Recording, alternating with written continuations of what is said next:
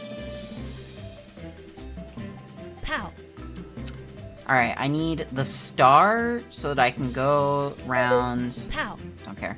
Love this kind of puzzle game. Yeah, it's fun. This is a fun take on this kind of thing as well. Okay, I have the star. Pow. And so this means I can be friendly with Da-da-dum. them. Pow. Pow. Pow. And then Pow. I just pow. need to be able to get in here, which means I need the wings now, which means I need another star. Pow. Pow. Pow. Pow. Pow. Pow. Dig-a-da-dum. There we go! I'm also really enthused that there are, like, these sections of level that I can't see that I think are just separate. It looks like all the guards have really just all disappeared.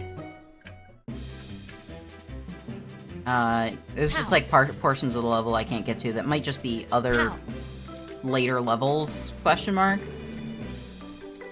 So it's fun when you can see Pow. other parts of the Pow. game from where you are, though. Like, look, over here, there's one with the bow. Pow. Okay. Pow. So we're going to Pow. need the bow Pow. twice. Oh, but Pow. now we need the... Hang on. So we take the bow here, Pow. or maybe cat ears, Pow. so that we can go through here, pick up the wings, Pow. so that we can go get the key. Da-da-dum. Pow. Then we need Pow. this star, which means we need a witch hat. Pow. Pow. Pow. Pow.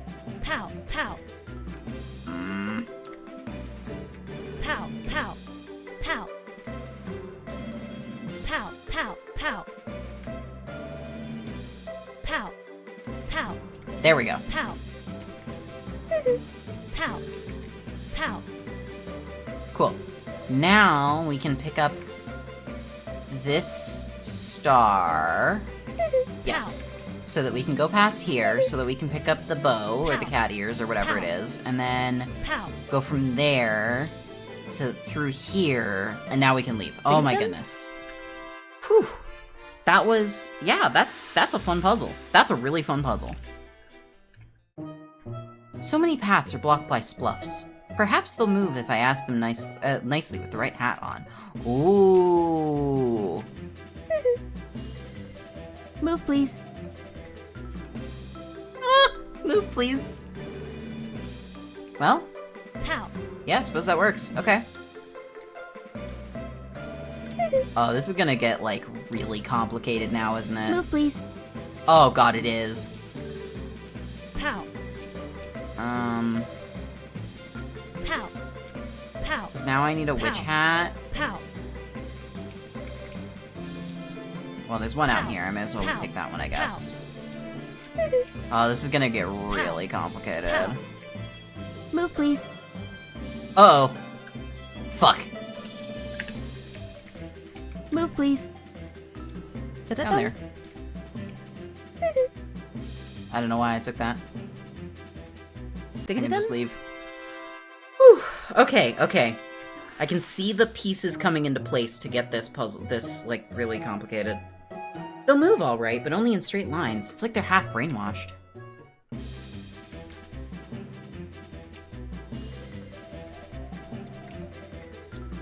Da-da-dum.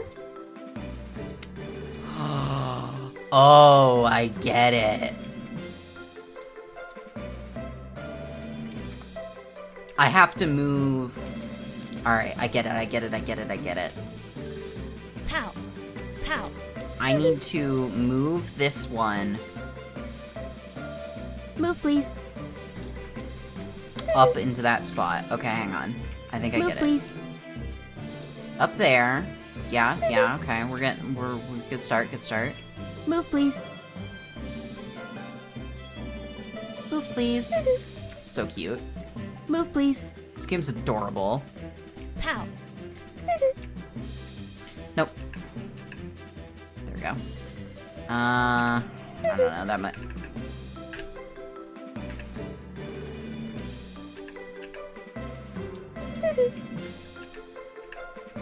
Okay, let's take this Move, one. please. We'll go here.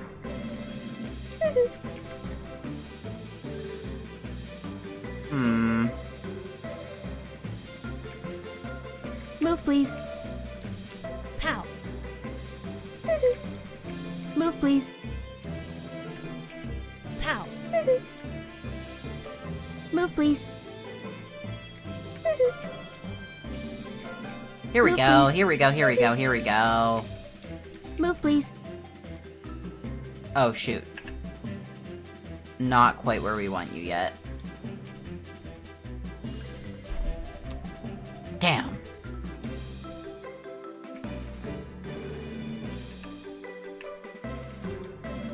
Move, please. I guess we want you here, and then...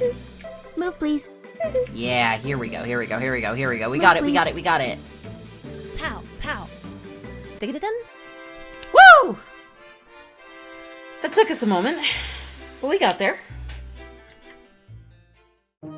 It's sliding tile puzzle game. Who could be behind this? I can't believe it just happened.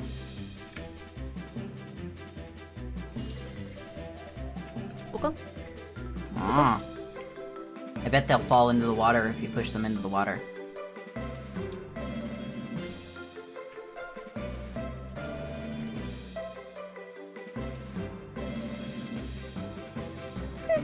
Okay, if I do Move, please. this... Pow. Hang on, wait. Move, please. Do this. Pow. Into Move, please. here. Into here. Move, please. Pow. Pow, pow. Da-da-dum. Pow, pow. Pow. Pow, pow. Dig-a-da-dum. There we go. We're doing okay at these. I'm pretty good at this style of puzzle. I'm feeling pretty confident. That spluff just knocked another spluff silly. Ah, so now we get into monster Move, please. infighting. Pow. Pow. Ah, they'll daze each other. Dig-a-da-dum. Okay. Mike Tyson's UHT. It seems the hats two spluffs are wearing makes a difference in how they interact. Let me make a note. Find B's notes in the corner of the screen.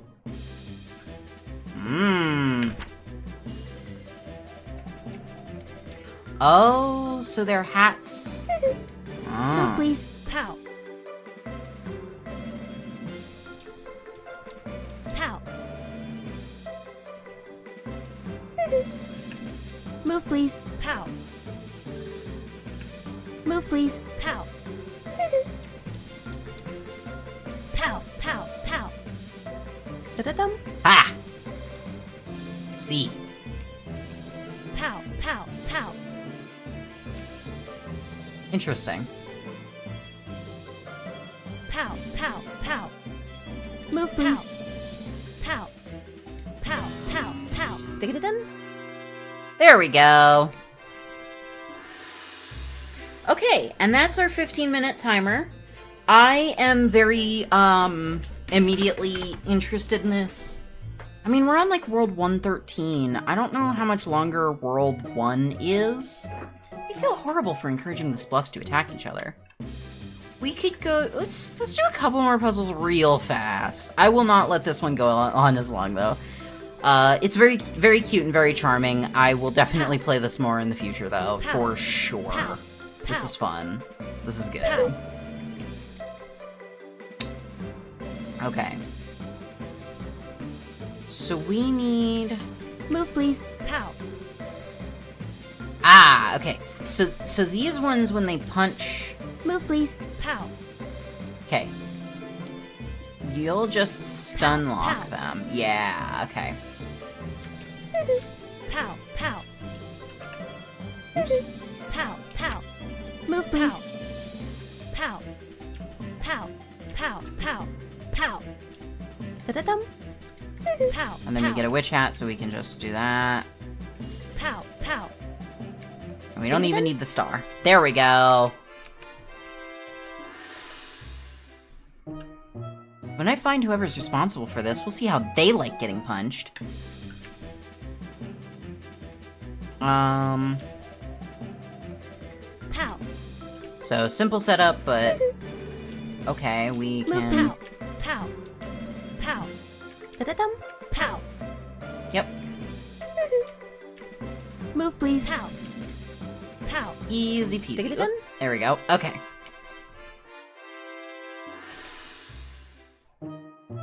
They'll only move so far. Move, please. Da-da-dum. Move, please. Pow. Pow. Pow. Okay, okay. And... Oh, this is 2-1, so... Yeah, we got to floor 2. We're gonna call it there. This was really fun. It's really cute. I really liked the intro animation. I think that the visual style of it is cute. I think the whole thing is cute. It's adorable. It's good. That was really fun. I'm gonna check on the time. It's about 5:42. I think I'm gonna go ahead and take a break here, because we've been going for a few hours. So please enjoy some music from Friends at the Table. I will come back with another, small pile of games to play, and I'm going to, I'm gonna look into what we're gonna do for dinner. And then we're gonna keep going until... So I should take my afternoon meds. This is a reminder. Hydrate, take a break, stretch your limbs, and take any meds if you need to.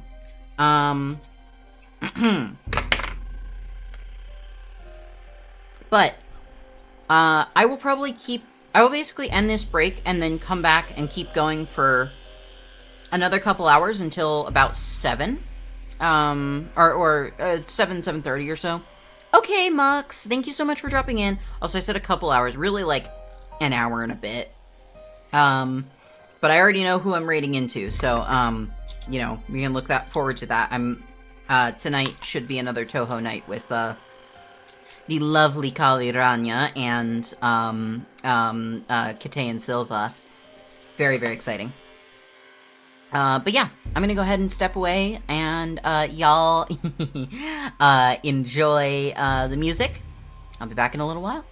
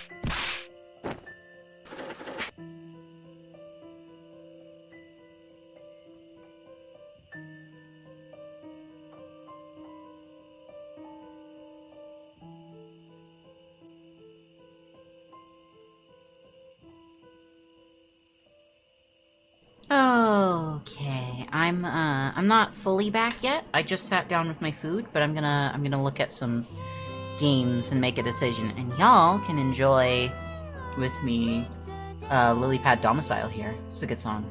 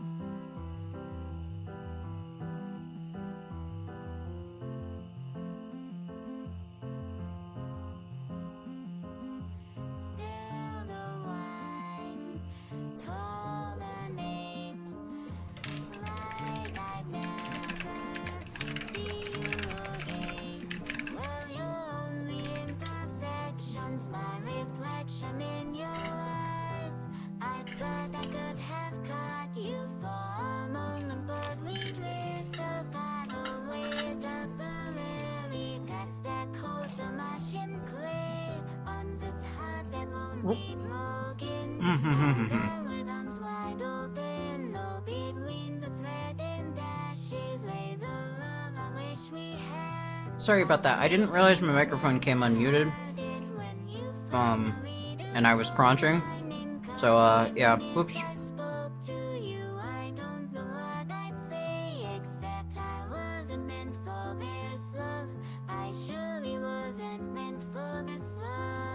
I will say, I definitely reheated these pretty well. Okay, didn't come through. Phew, good. Here, these are good. This is good noms. And I believe I've selected our next game. It's gonna be Hirotame. Hirotame? Yeah, okay, it does not have a game category, so we'll stay in the games and demos category. But once I finish off some more chomping...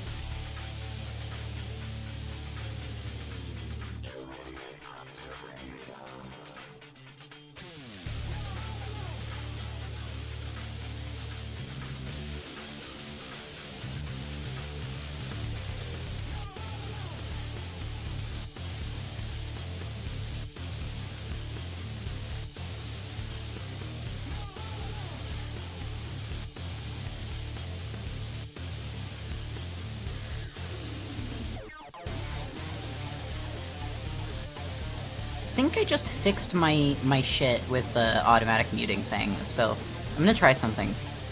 I shouldn't unmute at any point during this, so I'm just gonna talk while I'm muted.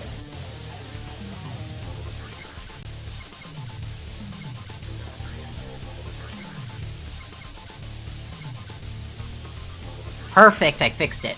Okay. All I had to do was add a delay to the script by 0.5 seconds so that I have to have been out of studio mode for that long and still be on the Showtime screen.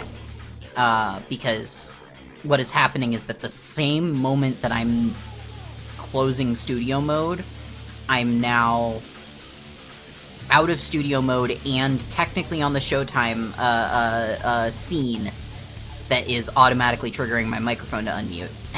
But I wasn't actually on it, so... Anyway, problem fixed. Shouldn't happen again.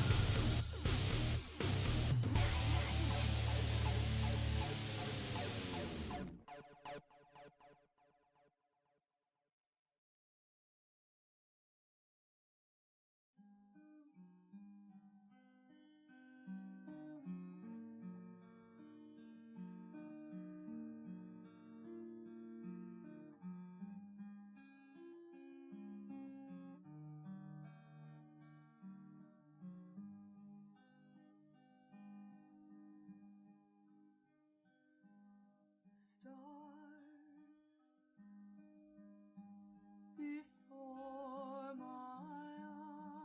eyes, they stir a chord within me that I thought had died. Below me sleeps a planet that I called home for years. It fades from view amid my tears of joy.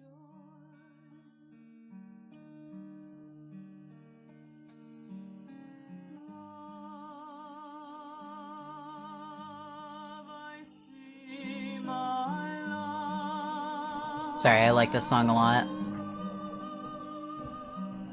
Her song of freedom touches me, and I return her call.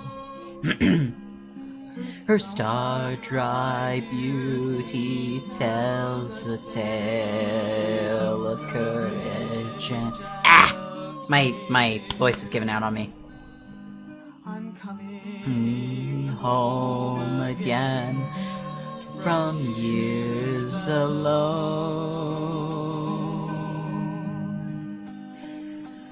But why this fear inside of me of what I'll see and say?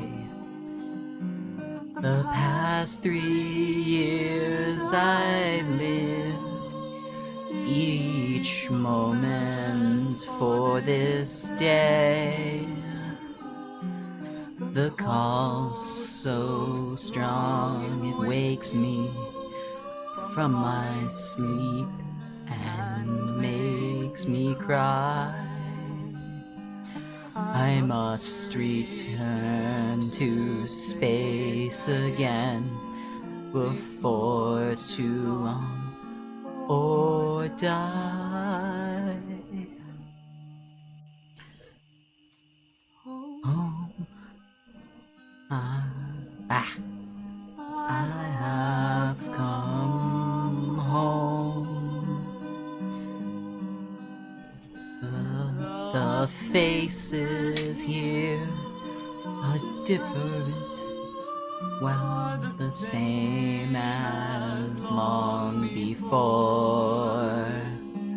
The power swells beneath me as the years... I'm way out of time with this song. I haven't heard it and listened to it and like sung along to it in a minute, so... There is nothing we can say.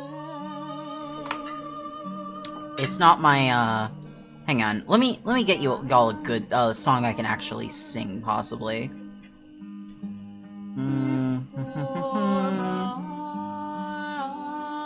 Eyes, a single more year earthbound, and I'm sure Alright, hang on. Here we go. I'm putting this one up next. no planet home again, for that would be a lie. We'll sail our sea eternally.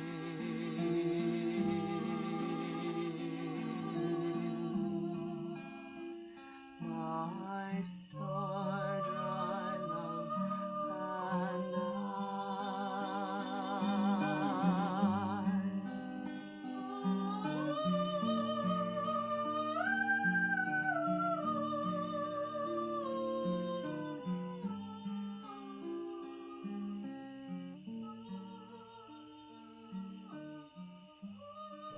Okay, I'm pretty sure I either have the lyrics on this one up already or in my library. Yes. Here we go.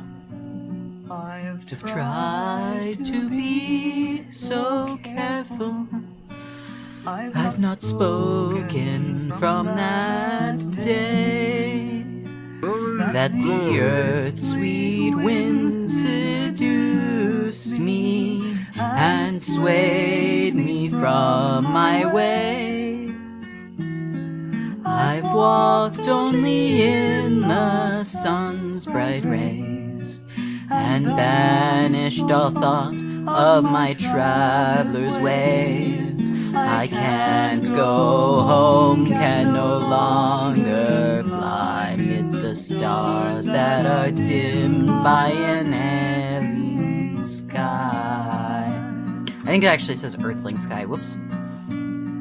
The stars at night, like angels, try to call me from my sleep, and I long to draw the curtains back and listen while they speak.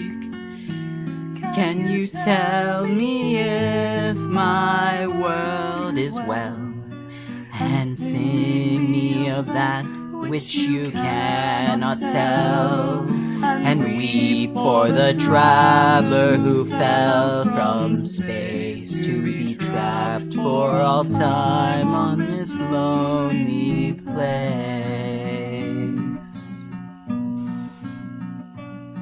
But the stars, they sing too strongly of the home I'll no more know. Though I chose to make my visit here, I want so to choose to go. So I can't see the light of the flames of space, or I wander the night with my tears on my face. I'm sorry I roamed from my star of birth to be lost, mute and cold, neath the skies of earth. I wish on the stars I will never see, praying no more will be lost like me.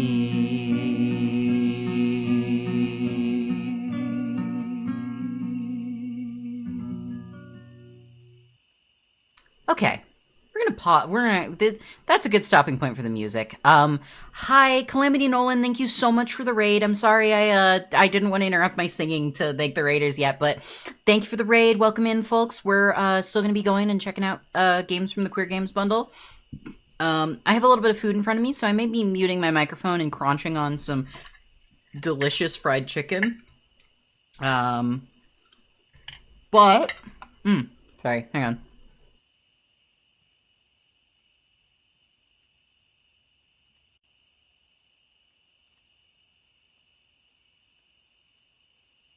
But that said, we are ready to get back into things. Again, I really appreciate the raid. I hope your stream was great. I saw you in the Discord server. You went live while I was still live. Let me get that shout out for you. There we go. Thank you so much. Also love the Mudkip plushie in your avatar. Hell yeah. We love Mudkips here. My break timer showed it back up. Thanks for the shout out. Yeah, no problem. Absolutely. And we're getting back into things. I just did the I did the hand fart thing. I can't even do it intentionally. There we go. Anyway, I did that by a complete accident. What have you been playing? Oh my goodness, what have we played? We played Ultra Hat Dimension, we played Interactivity. We're doing like kind of a rough 15 minutes of each game. That's the goal anyway. We go a little over sometimes. I played You Are a Wizard, and cried. We played, my goodness, we played a bit of, Kaiju Noir. Played Ultra Hat Dimension for about an hour. Yeah, I had to stop myself. I knew I was gonna get sucked in if I tried to, I was like, okay, I hit the second floor, we're stopping. Oh my god, Trouble Comes Twice, we started that one. What else did we get to? I'm gonna have to, go back through the VOD and find all the ones that we actually have gotten to and played at this point. But, yeah. I'm excited to play Hirotame, which we're gonna reset and start the countdown timer for. But here it is. This is I'm getting, from the visuals and everything, I'm getting a little bit... Is there not a volume option here? Huh, okay. Hang on, let me, turn it down a little bit, then this way. I'm, Hirotome. Yeah, well, it's a portmanteau of hero and otome, whatever. But yeah, we'll give it a go, and see how this is. And obviously the timer is not necessarily the timer is a guideline. We will probably go over time, especially on VNs. Actually, I can turn this back up a little bit. There we go. And I also want to highlight, or I was going to say, this is also giving me a little bit of My Hero Academia vibes immediately on, just visual stuff they're doing, which obviously My Hero... In this game, romance can be pursued by choosing flirt dialogue options. Also, ooh, wheelchair user sighted. I hate to be the person to have to point this out about the design. This wheelchair only has 2 wheels. It's missing casters. And the seat itself appears to be floating. There's no, I know this is just a doodle. It's not the end of the world that disability was portrayed this way or whatever, but, important things about a wheelchair's design that a wheelchair user will catch immediately. These 2 wheels are bicycle wheels on an axle, basically. They, connect across from each other with just, a metal bar, basically, that they can spin inside. Frequently, the center, has a little push button, and you can freely remove the, wheels from their axles. It's very cool. And then there should be a set of the part of the wheelchair body floating down from here that is attached to the seat, is attached to the thing. Oh my gosh, another raid! Matsuko Grace! Thank you so much! Welcome, raiders! I should probably, give a proper thing, but yeah, hello! Welcome to the stream, everyone! For the raiders, we are many. I'm gonna be resetting the timer on this one. It's not that it matters, but, we are many, a manifold mind mesh, the fairy Viscountexx of Chiton, and you, my dear swarm of gender criminals, new and old alike, may not have our names. We're queer, trans, plural streamers. We're here playing the queer games bundle today. So I'm gonna hit exclamation point bundle if you want to check it out. There's lots of cool games in here. And currently, I forgot to actually link it. The game that's up next on the docket here is Hirotame. Hirotame, however you want to pronounce that. It's a weird portmanteau. So, which is an otome game about superheroes. It looks like. I'm very excited to play it. I love me a visual novel. But yeah, thank you all for dropping in. If you would like to follow and whatnot, it is always appreciated, and support is always appreciated. I am disabled, and doing things online is my primary income, so I will take this opportunity to just gently point out you can, if you would like and have the means, subscribe, tip, give bits. You can do exclamation point tip for the tip link, or streamlabs.com/Viscountexx. We also have a Patreon and camaraderie at patreon.com/Viscountexx and camaraderie.co/Viscountexx. Okay, that's the stuff. Anyway, check out the bundle. It's very cool. There's lots of lovely games in here, and you should support these devs. Yeah. Alright. Let's get back into it. In this game, romance can be pursued by choosing flirt dialogue options. However, a poorly timed flirt, also known as a failure flirt, can actually lower character approval. With this in mind, please select your preferred playstyle. Casual or heroic? Ooh, okay. So either don't know what you're getting into and make your choices carefully, or know what you're getting into and pick the things that... Failure flirt, finally some representation for you in games.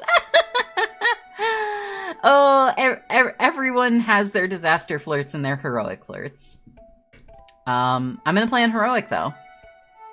Yep, let's go.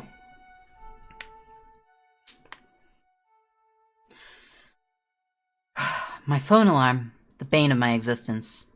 Oh, how I despise thee, my arch nemesis. Ah! How it plagues me, this death knell to the warmth of my bed. The swan song to my brick of a pillow, which had finally, perfectly fit the groove between my head and neck. How shall I vanquish thee, mine enemy? Snooze a little longer. 5 more minutes won't hurt, right? I choose to delay the inevitable. Gathering my comforters, I curl into a ball. Now I can go back to my dream of being a Shakespearean starlet. My dream audience needs me.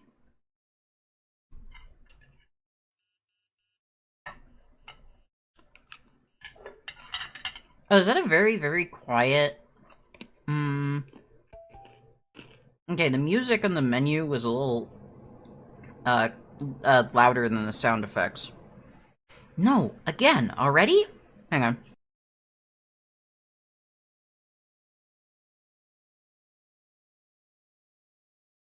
Sorry, it is crunch and munch and dinner time.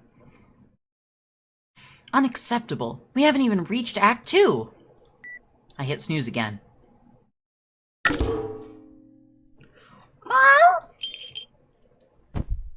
Oof. Heavy paws land on my chest. I peel an eye open to stare at the sudden weight source.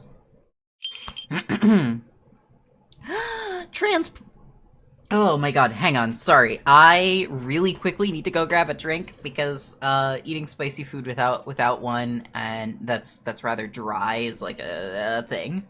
Give me 1 second.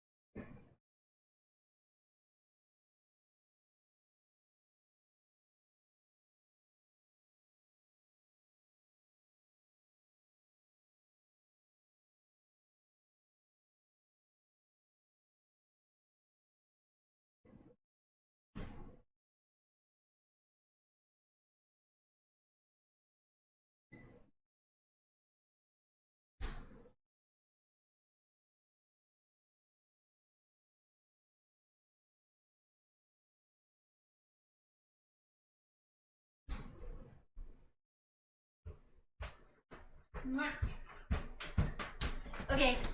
Oh my gosh. Oh my gosh. Sorry about that. I have some orange juice now. All is saved.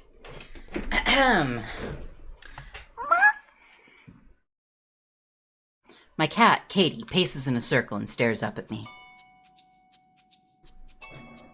God, what time is it? Oh my god, what time is it? I rip off my comforters and scramble to check the time. I only have 10 minutes before the job fair starts. Is this still... This may be a little loud. Here, we'll do 70%. There's barely enough time for a quick review of my resume. Somehow I'd forgotten to write my name entirely. How did that even happen? It shouldn't take long to fix, but jeez. Ooh. Okay, we've got some icons and some possible names.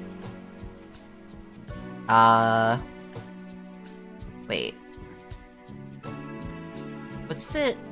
It started to pop. Oh, there we go.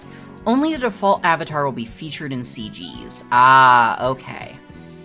So we'll just stick to the default. Do we have... I need name suggestions here. Who are they? They're at fucking 191 Spinebrush Avenue. That's a hell of a fucking... I feel like... Okay, we're doing the superhero thing, right? We need to come up with, Also, hang on. Education Cream Bun High, MK. Here's the thing.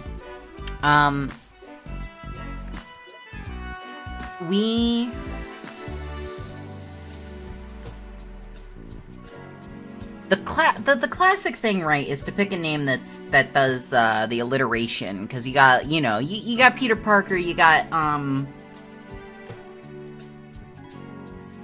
Peter Parker. I can't remember any other examples off the top of my head literally at all.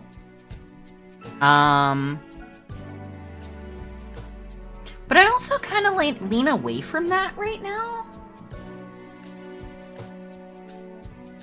I don't know.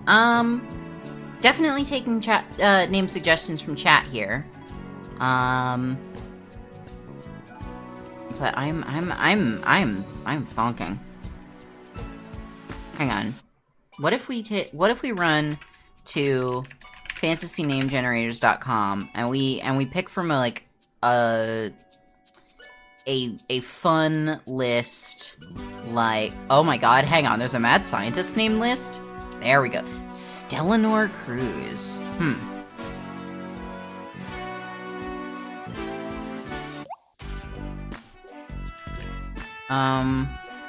Here. Okay, these are all like professor or doctor whatever, and then it's like daydream and stuff.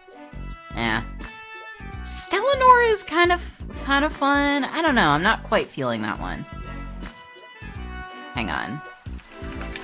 The cyberpunk names generator is often a good one because you get like fun weird names.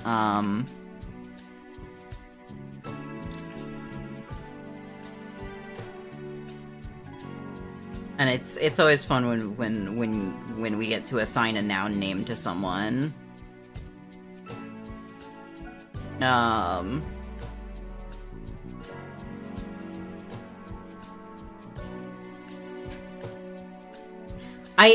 Okay, hang on, I'm looking at this. I love that it's just a bunch of nouns. We got, like, design, bandage, chance, sable, fickle, crumbs, double. Very, very fun. I don't know, I'm really not coming up with... This music is giving Rebecca Sugar vibes? I can see that, yeah! So we're definitely going overtime just solely because of names. I'll probably just keep the default surname as well. Emerson's gonna keep the default, like, character, portrait. This character seems cool.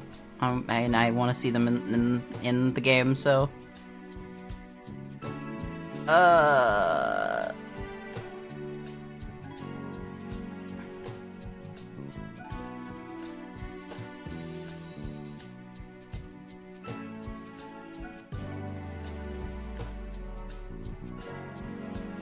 Blossom? Blossom? Not feeling it. Sorry, heroic horse name generator. Or heroic in parentheses. I'm really amused by this. Sorry, I'm so struggling here. They didn't tell me they were going to force me to pick a name and not give me the default character's name.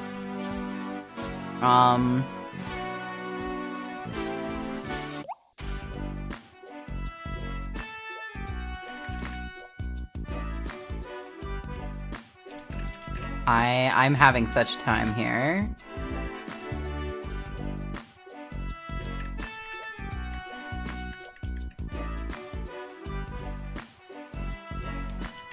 You know, fuck it. I will take the Stella, and we'll just go for that.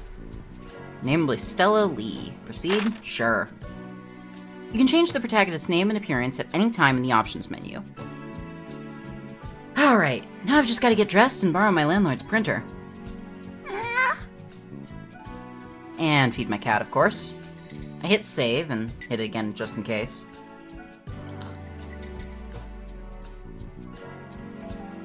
I pick up Katie's empty bowl and box of her favorite, A dire realization hits me as powdered crumbs spill into her bowl. I'm a terrible cat parent.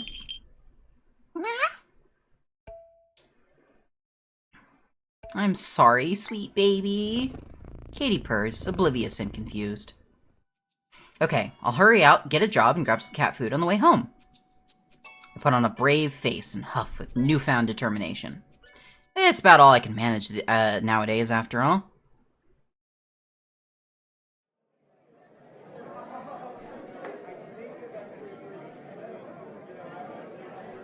It's so crowded. Am I late? Can you be late to these things? I love that it's the year 20XX. We love to see that. Prospective employees and hopeful graduates are crammed together like sardines. And the BO of the unemployed, unwashed masses is almost too much to bear. Oh. Over the crowd, I can barely make out posters and foam signs with colorful career opportunities plastered across them. Triangle flags strung between corner booths flutter under the force of heavy-duty misting fans. As I take it all in, my cold metal clipboard slowly digs into my clavicle. Okay, I can do this. Breathe in. Hold. Breathe out. The haze of body odor is still there, shattering my concentration. Considering job fairs usually last for a while, you feel like you can't really be late for them unless you're actually working at it. Well, we slept in a lot. But yeah, and I mean, you do, like, I feel like you kind of want to go to, like, you kind of want to make sure that you get, like, plenty of hours. But no, you're totally right. Those are usually an all-day affair. Should look for something else to ground myself. Some kind of encouragement to start mingling. There are a set of stickers on the registration desk. Perfectly round and glossy gray. Various pronouns bisect each diameter, printed in a crisp corporate sans serif font. It doesn't inspire me to mingle, per se, but it is a curiously inclusive gesture for a job fair. One would hope that hiring managers aren't secretly judging one's sticker choices. I take... We'll stick to she/her. This game is currently written from the perspective of a female protagonist. Characters in the game will occasionally perceive and refer to the protagonist as a woman, regardless of pronouns chosen. Nope, I kept scrolled up. Okay, that's fine. That actually kind of makes me more want to do he, him, but not because I want to portray a character getting misgendered, but because I want a woman who uses he, him pronouns. Let's do it. Okay.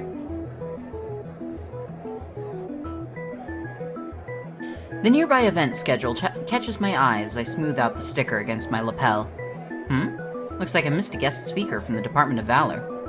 That's the government branch that oversees the superhero program, isn't it?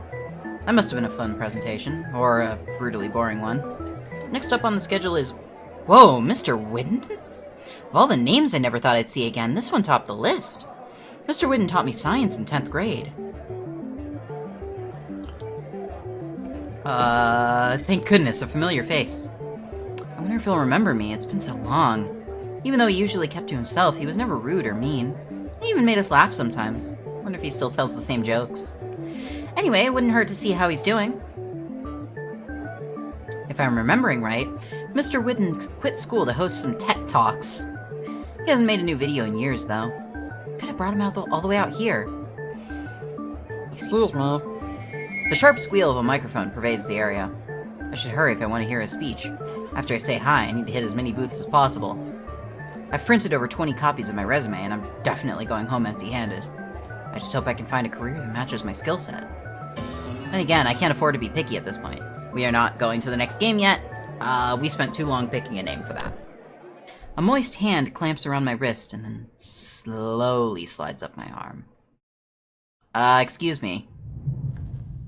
I recoil, and the woman tightens her grip in response. All the while, her wet, wide bug eyes bore into mine. Despite the staring, she takes way too long to notice my discomfort. Her toothy smile is almost apologetic as she hands me a tablet. You can't just waltz by the sign-in desk without signing in. Your name, address, and registration number, please. Why does this job search system need me to fill out a million forms? I warily glance between the clammy lady and her tablet, and then take the latter in both hands. You'll get a goodie bag when you're done. It's got, pamphlets, some keychains, some sponsorship toothpaste. Oh, and a cereal bar. My stomach gurgles quietly. As promising as the cereal bar sounds, something about this woman feels off. Her hand is weighed down with oily moisture, and black streaks drip from her eyelids. Did she just get out of a shower or something?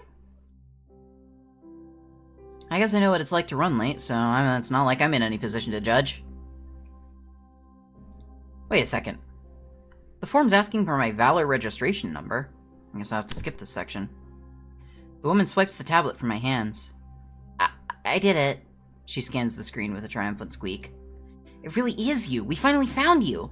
Did you forget your ID number, Stella Lee? That's okay. We can look you up in the system. But it looks like you're not showing up. That was too fast. She didn't even type anything. Hey, Stella Lee, are you not registered with the Department of Valor? You know this is a DOV-sponsored event, right? A mortified heat spreads to the tip of my ears. Registration for superhuman abilities. I know it's becoming more and more commonplace, but I never imagined it'd bar me from a career fair. This was a mistake. I should just go. This lady's making me uncomfortable anyway. Hey, where are you going? You can't just wander around cardless, Stella. Hey, tell you what, we have a booth set up where you can get registered right now. Her sweaty upturned palm tries to catch my arm again. Oh my god. Kiss her is just straight up an option? No? I mean, like, no? Like, that's just not the move? Reason with her? I promise it won't take long, Stella. Right this way. It's no good. She completely talks over my protests and clings to my upper arm. Her nails sink into my skin like knives. I hastily shake her off. I already feel red scratches forming under my clothes. Now, Stella, there's no need to be difficult. I take a step back. She takes a step forward. Just come with me. My back hits the sign-in desk. My hands slip against the pamphlets behind me. Don't you want to be part of something amazing? Something bigger than you? Don't you want your life to have meaning? She bears down at me with her arms on my sides, trapping me in place. There's no hope of escape now. What the hell is wrong with her? How is she allowed to assault me like this? I desperately look around for help. Hey, isn't that lady being weird? I think they're fighting. Someone starts to intervene, but a horrible feedback sound steals their attention. No one is going to save me. Okay. This is a normal job fair. From behind the restless crowd, I hear a sound like a jet engine. That's a sound like a jet engine, alright. A column of light explodes from the stage floor. It shoots into the sky and evaporates a circle of clouds. The intense burst of heat nearly knocks me over. The very air is boiling, burning my lungs.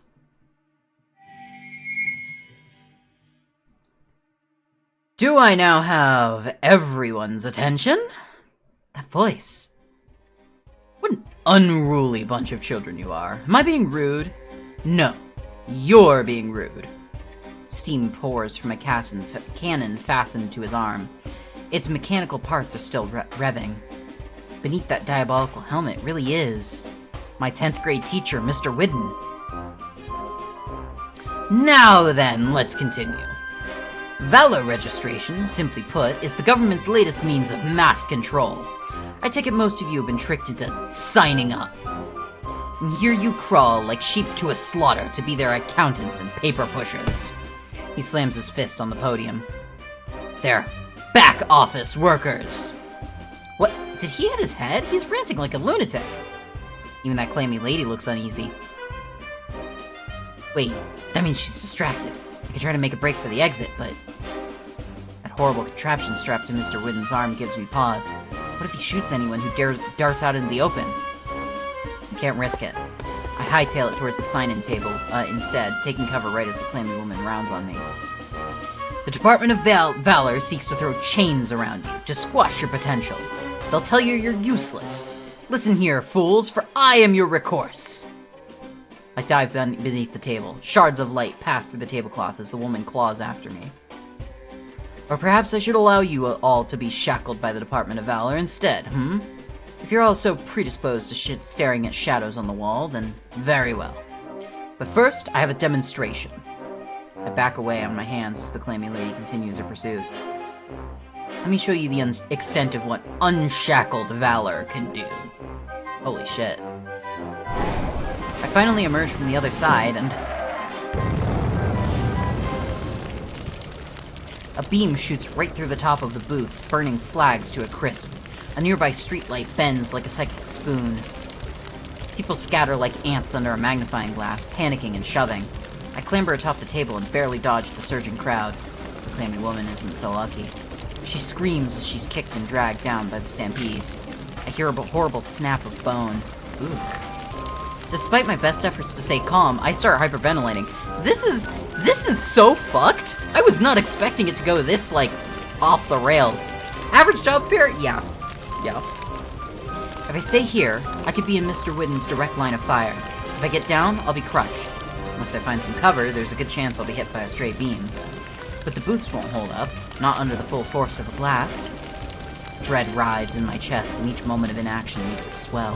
My stomach sinks as I realize I can't think of a way out. Yeah, this is normal. No, I dropped a chopstick! End of the world! The blast is muffled. Blinking wildly, I come back to my senses. A figure took the beam head on. He braces himself with a dogged grunt, intercepting the beam by using his body as a wall.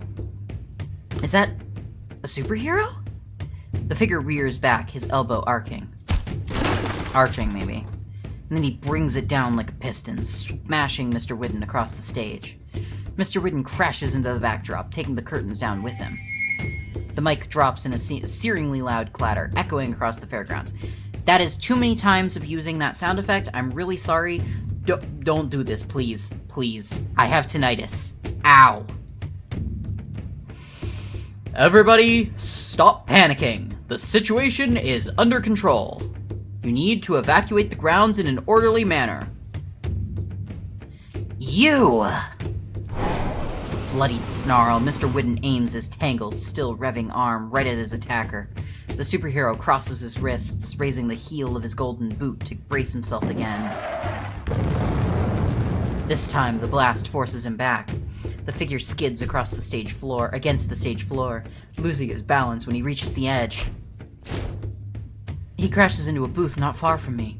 The impact showers me with wood chips, and worse, the smell of red, burnt flesh fills my nose. The superhero props himself up with little effort. And it looks like he's smirking? The front of his costume's been completely seared off. Isn't he hurt? What an honor, ladies and gentlemen! We're joined by one of the DOV's most loyal dogs, Warden himself. Mr. Whidden has to shout to be heard now that the microphone is rolled off the stage. Warden, a DOV dog. Excellent. That's good. That's good. I love when the name tags do the thing. You must have heard my compelling speech, oh mighty hero. Won't you support my cause instead? Join me. His smirk doesn't waver, but I could swear I could hear his teeth gritting. As he turns back to the fight, I catch sight of his skin rapidly reforming. Either way, you're right where I want you. Mr. Whidden's gun lights up with an intimidating whir, readying another charge. Sorry for the trouble. He shoots me a curt two-fingered salute. Rolling his shoulders, Warden bounces on his heels and closes the distance with a brutal charge. Thank you for the reminder.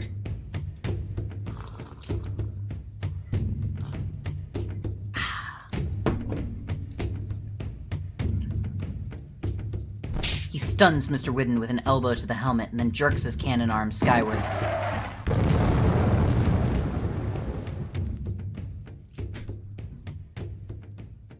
Amidst the fight, a muffled sob ekes out nearby. When I duck my head for cover, I see its source. A horrible limb, twisted at a nauseating angle, juts out from under the tablecloth.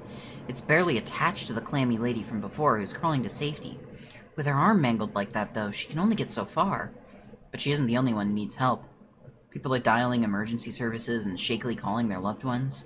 Others, uninjured, linger at a distance to record the destruction on their phones. A young woman wails hysterically, clutching a leash against her chest. It ends, burnt to a crisp, near a charred blotch on the ground. Jesus Christ! This went a lot more graphic than I expected. I can barely make out a small ashen jacket attached to the leash. Do not pet is... Oh! The service dog? Oh! Ooh. Ouch. HBO or Netflix rather than WB or Fox, I guess. I duck for cover the moment I hear the blast. The response is Pavlovian by this point. When I'm sure I haven't been blown to bits, I peer back at the stage. Warden has Mr. Whidden's wrist twisted behind his back, drawing a pained yelp. Then he seizes the cannon barrel and starts to pull. There's a telltale crack and a sputter of ripping electric wires. Thank you for the reminder to sit up. I am so good at posture. Thank you, thank you. And the cannon is wrenched loose. Mr. Whidden's arm, raw and bare, is like meat shucked from a crab's claw. But he's still putting up a fight. They continue to struggle on stage, crunching glass underfoot. This is my only chance. If I want to help anybody, I have to act while they're distracted. Help the dog, help the lady, help neither. Help the lady. With a hammering heart, I feel my body move on its own. Her sobs stop abruptly. The clammy lady regards me, wide-eyed and fearful, before her shoulders sink in defeat. She's practically a puddle on the ground. Her makeup streaks all the way down to her chin, and blood gushes freely from her elbow. Even her tablet is smashed to bits at her side. She's reduced to pitiful, hoarse weeping, and nobody stopped to help her. Most people weren't even hit by the beams. In fact, it looks like most of the damage has been caused by the panic. This lady tried to take me away, and she could have been planning something awful. But right now, she's seriously hurt. Regardless of her intentions, I have to help her. I know I have to make things right.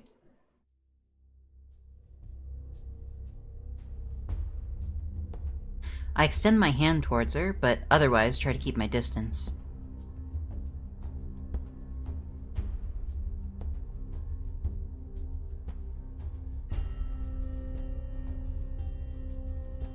The woman yelps as her elbow jerks against her will.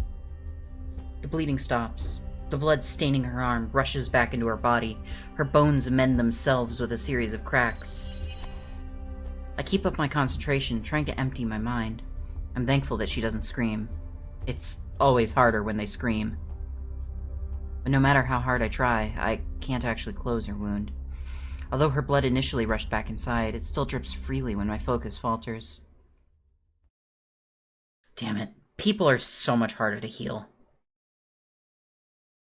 I clutch my head, wondering how long it took this time. When I hear the wail of ambulance and police sirens, I know help has finally arrived. Relief floods my mind. Okay, so we've got healing superpowers. You could have just left, but you healed me? My arm falls like lead, sending me shoulder first into the ground. I brace myself with my other arm, and somehow struggle to my feet before it locks up as well. A familiar, dizzying static pumps through my veins. I can't get paralyzed here, not with so many people around. Especially not with the police crawling in. I need to get out of here. Don't go! Wait! Taking advantage of the commotion, I blend in with the stragglers and manage to escape.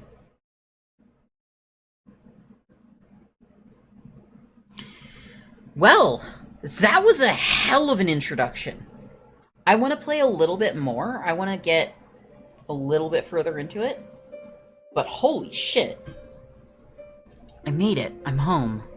When I first signed my lease, I never imagined this shoebox apartment would be such a comforting sight. What a day. First I was assaulted by some creepy wet woman, then I almost died because Mr. Whidden went off the deep end. Did I run under a ladder at some point or break a mirror? I can't help checking over my shoulder as I fumble for my keys. Doesn't look like I've been followed. Guess, in a way, the terrorist attack saved me from the clammy lady. So that's not totally unlucky. Wait, no, what am I saying? Mr. Whidden went nuts! The only one who did any saving was that superhero warden. I guess I did some saving too at the very end. But out of all the crazy things that happened today, I can't believe I didn't hand out a single resume. With a sigh, I set a small bag of cat food on the counter. At least we got the cat food.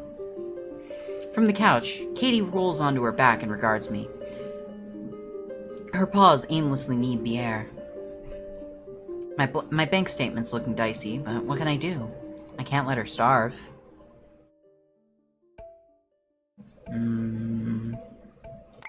I give her her bowl a quick rinse and pour her some food. She hops off the couch in a single bound and then tangles herself in my legs. My stomach rumbles. As each pellet hits the bowl, I realize how long it's been since I've eaten. And I'm also realizing that I neglected to get anything for myself. It's fine. I'm used to it. I deflate into my couch and give the TV a 1,000-yard stare. Like clockwork, a neighbor's baby starts to cry and scream. I turn on the news to drown out the noise.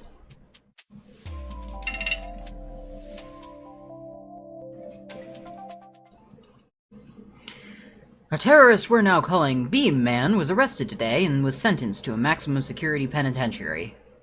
He was found guilty of massive structural damage and serious bodily injuries. Whoa, that was fast. They found him guilty already? And again, superhero arrests are usually processed faster than regular ones. This seems like a normal society that has no problems. Katie bounces onto my lap and kneads with her claws sheathed. I give her an absent-minded scratch behind the ears. The situation quickly de-escalated once Warden arrived on the scene. Nobody was killed thanks to the invincible hero, although some civilians were seriously injured. In other news, there's still no word from Gemini concerning her abrupt hiatus five months ago. Fortunately, she's still interacting with fans on Twitter. Stay tuned for our top 5 favorite exchanges, celebrity gossip, because social voyeurism draws better ratings than actual news. Whatever, I'm about ready to crash anyways. It was a weird knock at my door. I scramble to mute my TV and turn it off for good measure. It's too late. They know I'm home. Could I have been followed after all? If the peephole wasn't busted, I could see who's out there. Maybe it's just my landlord? At this hour, though, it can't be him. I should just ignore it. Jeez, somebody's persistent. Katie's tail puffs out like a cactus. If this person keeps knocking, she's gonna get stressed out. And when she's stressed, she doesn't eat. I can't have that. I give her a quick, reassuring pat on the head. It's okay, girl. I'll shoo him away just for you. Leave your TV on when you leave the house. I try to keep the TV turned off most of the time. I grab a can of bug repellent and give it a shake. It's not pepper spray, but it'll work in a pinch. No matter who's out there, I'm confident I can defend myself.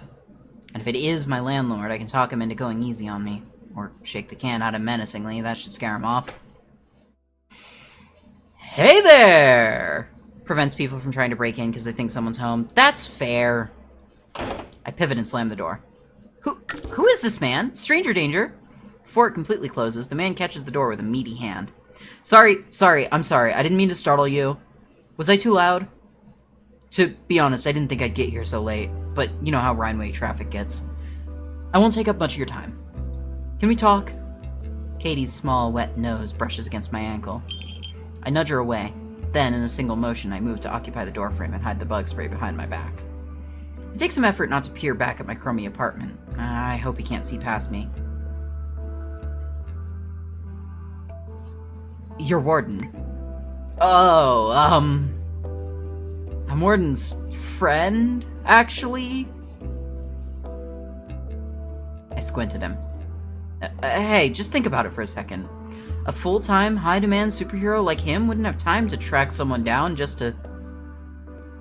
Okay, you know what? We need to pause and rewind this conversation. I think you might have dropped some things back at the fairgrounds. Is this yours? Oh. It's the stupid goodie bag from that stupid clammy lady. Why would I want this? It only has pamphlets and... Wait, she promised me some cereal bars. I dig one out with ravenous relief. I'm not going to bed hungry tonight. There's also this. He hands me a clipboard through the door. My resumes are totally destroyed. The first few are stamped with footprints, and the others are ripped to shreds. Huh? There's an index card clipped on top. D. Cross, Department of Valor. Is this supposed to be his secret identity? You're Stella, aren't you? I noticed you were looking for a job, and I don't know how much time you had before Beam Man wrecked shop, so I figured... maybe you'd like to work for me. Oh, I'm not expecting an answer right away, of course. It'd be awfully unfair if you had to go in blind. We hardly know each other. I need to pull some strings on my end before we open a position, anyway. And more than that, I wanted to make sure you were okay. What you did for that woman was very brave. You didn't have to hang back to help anyone. She owes you her life, you know. An injury like that would have changed her forever. Thank you, Stella, for stepping in where I couldn't. That's all I came here to say. Oh, wait, no it's not. There's actually one more thing. I couldn't find your name in the registry. You're cardless, right? Look, I know my face is plastered on all the Register Today posters, but... well, I'm not a narc. Don't worry about it. I'd never force you to sign up. If you'd rather keep your powers to yourself, that's your business. It's just, if you don't mind me asking, is there a reason you haven't registered?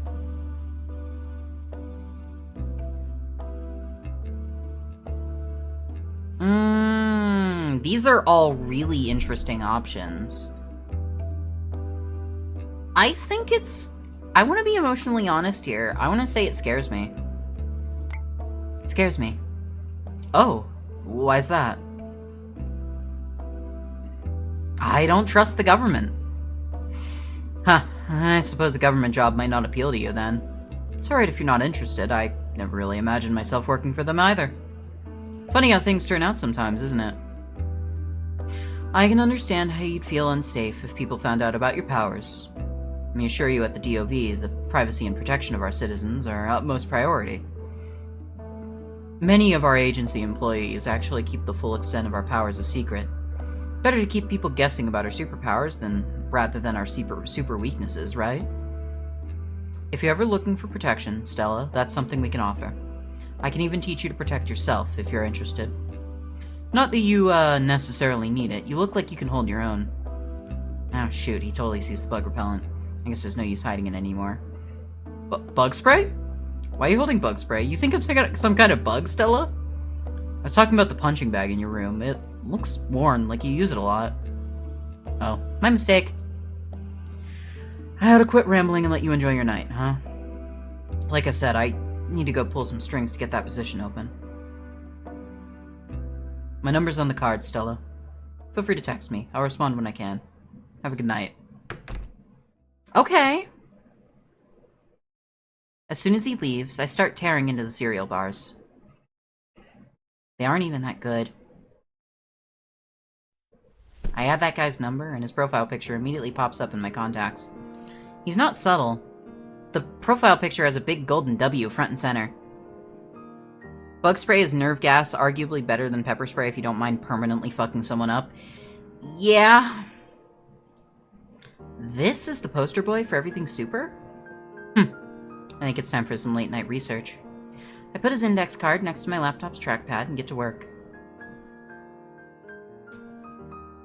Within minutes, I find some of his information online. What search result should I read first?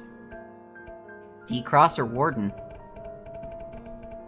Let's read about D-Cross. I wonder what the D stands for. Haha, dick. I'm gonna be mad if it was designed to get my mind in the gutter. Fuck. With just the initial, it takes me some time to narrow down my search. I managed to find what I think is his linked out page in an old BySpace profile.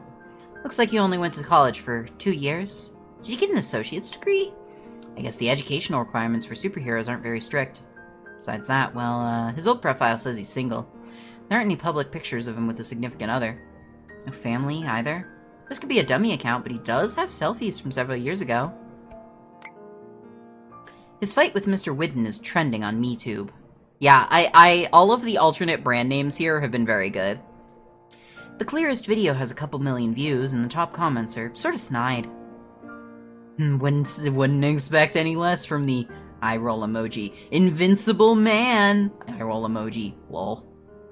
Go Eagle Boy! Day 28 of wishing Gemini a fast recovery and letting her know how much we miss our queen. Gemini stands fuck off challenge. Like if you think Gemini would have wiped the floor with that beam nerd. Only upload that wasn't filmed with a fucking potato. The rest of the comments are even less relevant. I tab over the Warden's wiki page. It's a stub, but it does tell me a few things. His power is invincibility. He debuted as a government hero 6 years ago. He worked under Gemini before her hiatus. They're both blonde. Maybe they're siblings? You can't just go around asking if people are related, though. Meow. Katie stares at me reproachfully from the bed. Looks like that's enough digging for one night. I shut my laptop and start getting ready for bed. As I climb under the covers, I can't help but taking pride in my intelligence gathering. Man, it seriously just looks like I just got recruited by a real government-sanctioned superhero. I guess sometimes it pays to open the door for strangers. Woohoo! Wait, no, that's not the takeaway here. I shouldn't make a habit of randomly opening my door for people. Wonder if they also graduate. I was thinking about VTuber shit. Oh yeah, he had his debut with I was gonna name a specific VTuber company that has just continuously been making hot water for themselves. And I feel like I've thought better of that. He debuted with HoloLive. There we go. Ahem. I happened to luck out tonight, and it feels flattering? Relieving. Flattering? Someone like him going all this way to seek out someone like me? Maybe I have potential after all. It helps that he was pretty cute. I fall face first into my pillow, suppressing an excited squeal. It hurts. It's still hard as a brick. Katie curls up beside me and starts purring. Doesn't take me long to fall asleep. Okay. I'm gonna double check and see if, yes. Okay, good. I think, we have a couple options here. Ugh, what now? I want to play this for a little bit longer, and I want to give 15 minutes to one more game. And then we're gonna go ahead and raid Kali, and y'all can enjoy some Toho. My phone is ringing off the hook, or it would be if it had a hook. Like the hook-handed hitchhiker from the campfire stories. Mandor hand hook Cardor! On second thought, I doubt that's where the saying comes from. I grab my phone and squint at the caller ID. Incoming call from basketball. It's just my landlord. I thought it was someone important for a minute there. Basketball? But he's calling about the rent. Should I even bother to pick up? Answer the phone. Fine. Get the hell down here, Lee! Katie bolts under the bed, and I hold my phone an arm's length away from my face. Seriously? He doesn't mean to blow out my eardrums first thing in the morning. Hey, you listening to me? Because I'm saying pronto! Can't believe the size of the dent that bitch made. What got dented? Your car? Basketball. His basketball got dented? Or maybe while he was playing basketball, someone hit him and ran? Maybe someone threw a ball at his car and dented it. That'd make the most sense. Alright, I'm coming. You better, you little punk. Don't make me wait. I know better than to argue with him. Better to just do what he says and get it over with. Sounds like Diang's in trouble, again. Shouldn't even be surprised. He's always calling me for help. And he always finds a way of getting what he wants. Throw on some clothes and steel myself to face him. I was so excited to hear my ringtone for a second there. I thought I was going to hear back about that job offer. It's been almost 2 days since I talked to D. Cross, and I've heard neither hide nor hair of him. He takes forever to text back. I'm sure he's just busy, but maybe he's stringing me along. I'm starting to wonder if I should go back to customer service. Beats going to job fairs and getting attacked by former science teachers and creepy, clammy women. Well, whatever. Rent stress first, job stress later. I head to our usual meeting place downstairs. On cue, I hear the garage doors clatter and slide shut. Wait. Clatter and slide shut as I approach. Oh my god! What took you so long? Bro? My landlord falls against the garage door with a metallic, resounding thud. Blood oozes from a deep gash in his head. My hands shake as I kneel beside him. He groans as the blood rushes back into his wound, and the ensuing dizziness almost knocks me sideways. It's not as bad as when I mended that lady's arm. This injury was more straightforward. But man, I reached out and healed Diang without thinking. Again. He's never looked this bad before. What kind of trouble did he get himself into this time? This isn't the first time he's expected me to nurse him back to health. Far from it. He must have called me down here a dozen times. I know I don't really have a choice. He's the only person in Rhineway willing to offer me a lease. But more often, it feels like he's put me on a freaking leash. Diang coughs and rubs his head, right where the wound used to be. He winces with an annoyed grunt. That's the best you got now, huh? Beggars can't be choosers, I guess. What day is it, Lee? The 10th? It's the 11th, but I don't see any need to correct him. He seems disoriented. Diang continues grumbling about the date as he strikes a match for his cigar. Ain't that job fair pan out for you? My shoulders tense. I'm disappointed, but not surprised. Now that he's feeling better, of course he's gonna ask for rent. A lot happened at that job fair. Right now, it's a sore reminder that I don't have an income. No dice, huh? So you still don't got a dime to throw my way? I knew it. I just saved his life again, and all he's thinking about is money. Fucking landlords.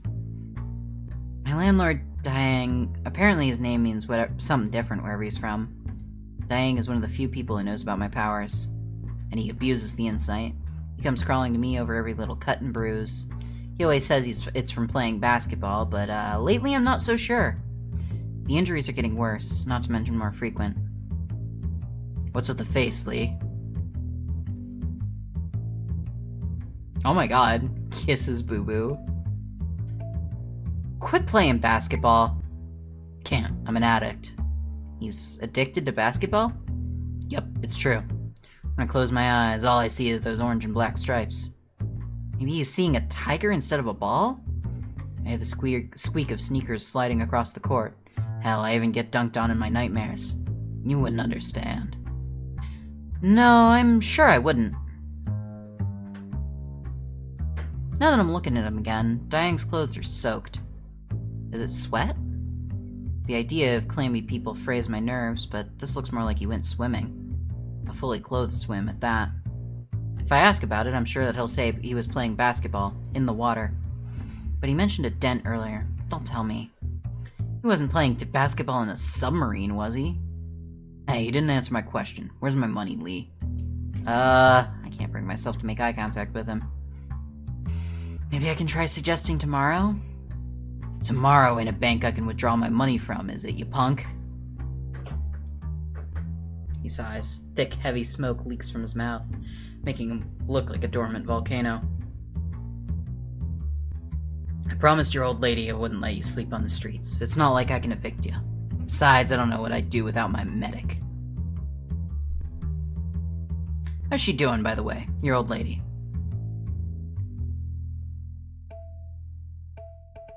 Oh, this is good. Say nothing. Uneasy. Ah, you're acting like I'm gonna kidnap her or something. Lighten up. This is an innocent question.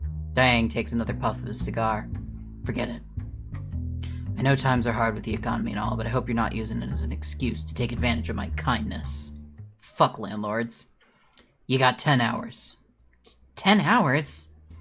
You know, as opposed to 10 days ago when your rent was due. I'm graciously allowing you to cough it up 10 hours from now instead. It's an extension, Lee. You should be on your knees thanking me. What? Why do you got that face like I'm asking for the moon? You don't know how to hustle? It costs you your body if you don't have my money. You know that, right? No matter how much you wash, the stink's never gonna come off. It'll follow you for the rest of your days.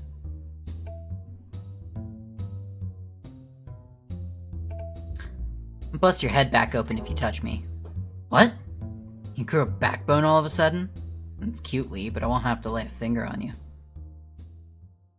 This is bad. If I don't pay him that money, he's gonna make me twirl signs wearing that awful mascot suit again. Oh. It gets so hot in that thing. There's no breathability at all. I did not like that joke. I do not like the heavily implying the threat of, like, forced sex work, and then playing it off as, oh, haha, he's just gonna make you twirl a sign in the mascot costume. Like, I mean, it's a job that sucks, but that kind of felt tasteless, I'm gonna be honest. There's no shame in it, since it's honest work. But there's a reason he's always putting out ads for new sign twirlers. People keep fainting on the job. The suit smells like sweat and cigarettes and a little like bodily fluids. Wearing it makes me feel like a chain-smoking furry. Again, no shame in it. I just prefer not to suffocate when I'm in a fursuit. Maybe if you started paying your rent in time, I can afford a new suit for you punks. Liar.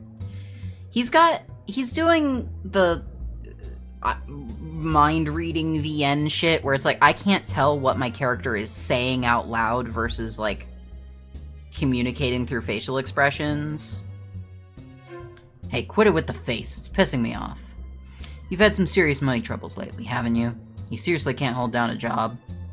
Not this lecture again. I turn to leave, but Dang puffs a cloud of smoke right into my face. My eyes water. I cough, covering my mouth and nose. Meanwhile, Dang casually knocks the excess ash off of his cigar.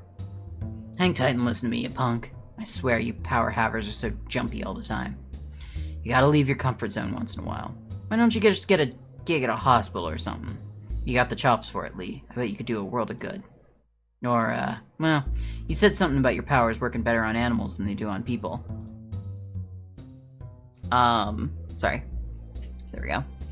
I had a notification go off in my Discord. You could be a vet tech. Have you thought about that?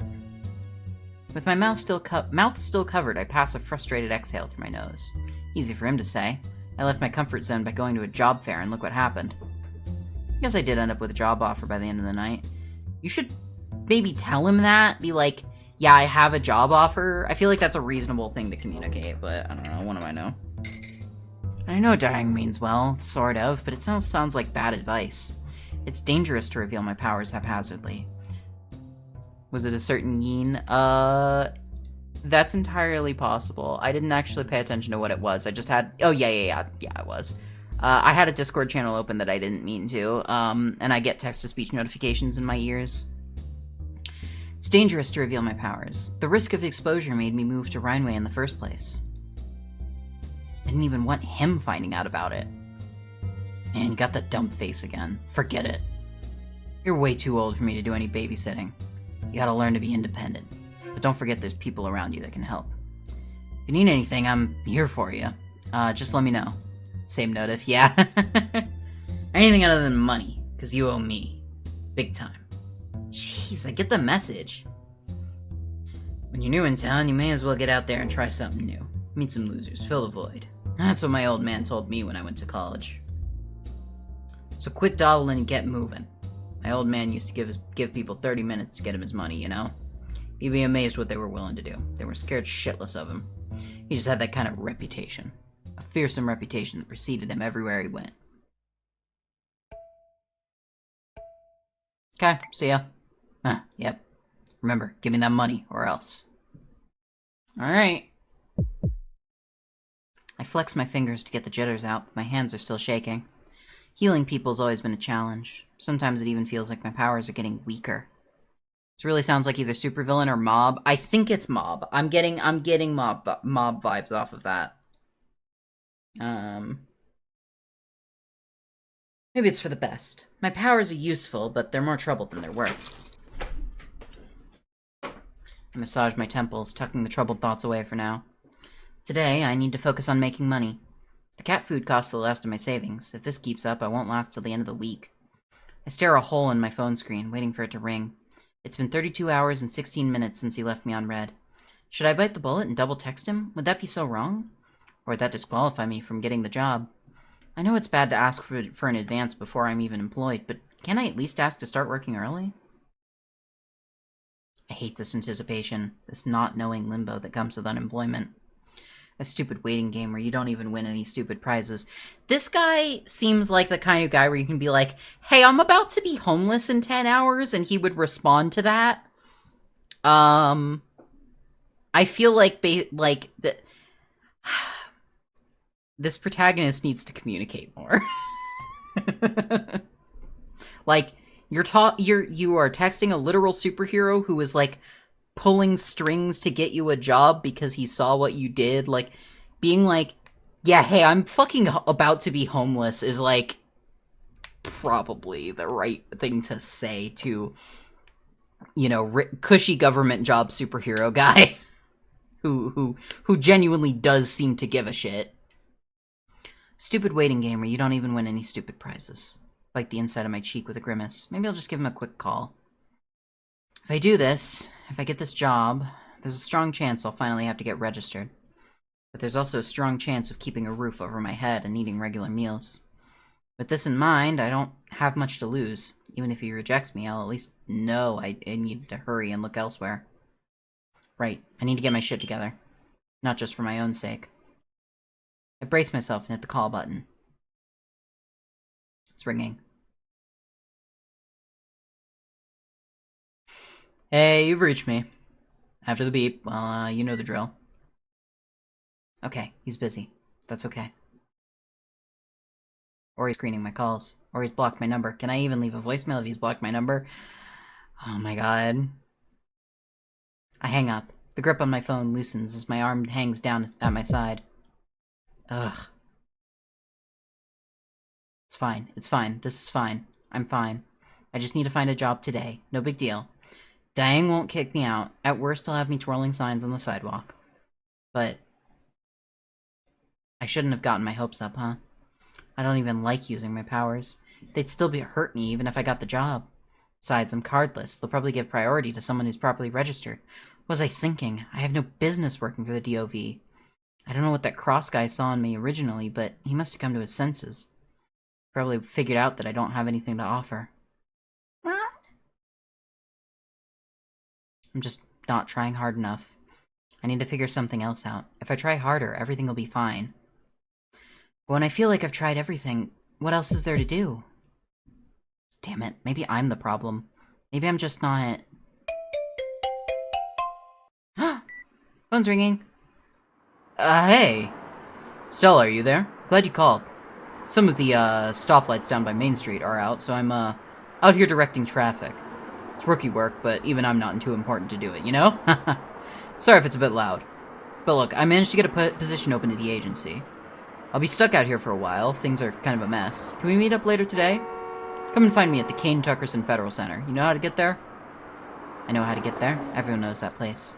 It's a big government building at the center of town. Yeah, that's the one. Yeah, not to be too critical, this is just, no, I'm not being too critical. I'm critiquing the game. I personally am not a big fan of this writing style where it's like, the player character is monologuing to themselves and the player, and then that is being interpreted as dialogue. Yeah, it's not quite silent protagonist, though, is the thing. This protagonist has dialogue, but it's a little weird, and I don't like it in a visual novel. I'm like fine with it in like, you know, a Zelda game or something where like dialogue is not the focus, but dialogue is 90% of a visual novel. Like, okay, you know, it's like maybe 70-30 dialogue to narration, but like dialogue is a really important part of a visual novel, and to have your player character not talk out loud to people unless the player is making a choice, I don't like that. Yeah, that's the one. Cool. If you don't see me, ask the front desk for direction to my office. Oh, good glory! Gotta go. See you then. I held my phone at an arm's length, staring at it in disbelief. That sounded kind of bad. I hope he's okay. Either have the protagonist speak and let the player read and hear it, or have them actually not speak. Yes, precisely. Like, I couldn't tell if if our landlord was, like, reading my facial expressions the whole time, or what. Not only that, did I just score an interview? Just now? Katie, I got an interview. We're saved. Like, it is unclear that this is talking out loud. I guess it really does pay to contact your potential employers. Oh my god, I have to get ready. I haven't done any laundry, but there's gotta be something I can salvage from the hamper. Trench coat and fake mustache! Dress suit from the job fair? Ugh, but it still smells like smoke and debris and heartache. I don't own much else by the way of interview clothes. Hopefully that cross guy wasn't paying attention to what I wore. I peel off the sticker, testing the tacky side against my thumb. It's already covered in lint. Crumple it into a ball and throw it away. Katie chases after it and bats it under the bed. I guess she'll have some entertainment while I'm gone. The walking distance to Federal Center is daunting, but there should be a bus route that can get me there. I fish through my cushions for loose change. Success. I have enough for a one-way trip. I pour Katie some food in case this takes a while. She catches my eye before I fully head out the door. Kill anyone and anything that breaks in. She slow blinks at me, which is cat language for I love you. It's a good cat. This is a good cat. And I appreciate that the cat has trans pride colored collar. It's good. It's good.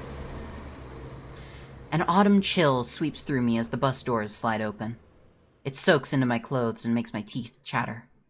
This morning was already cold. Somehow it's gotten even colder.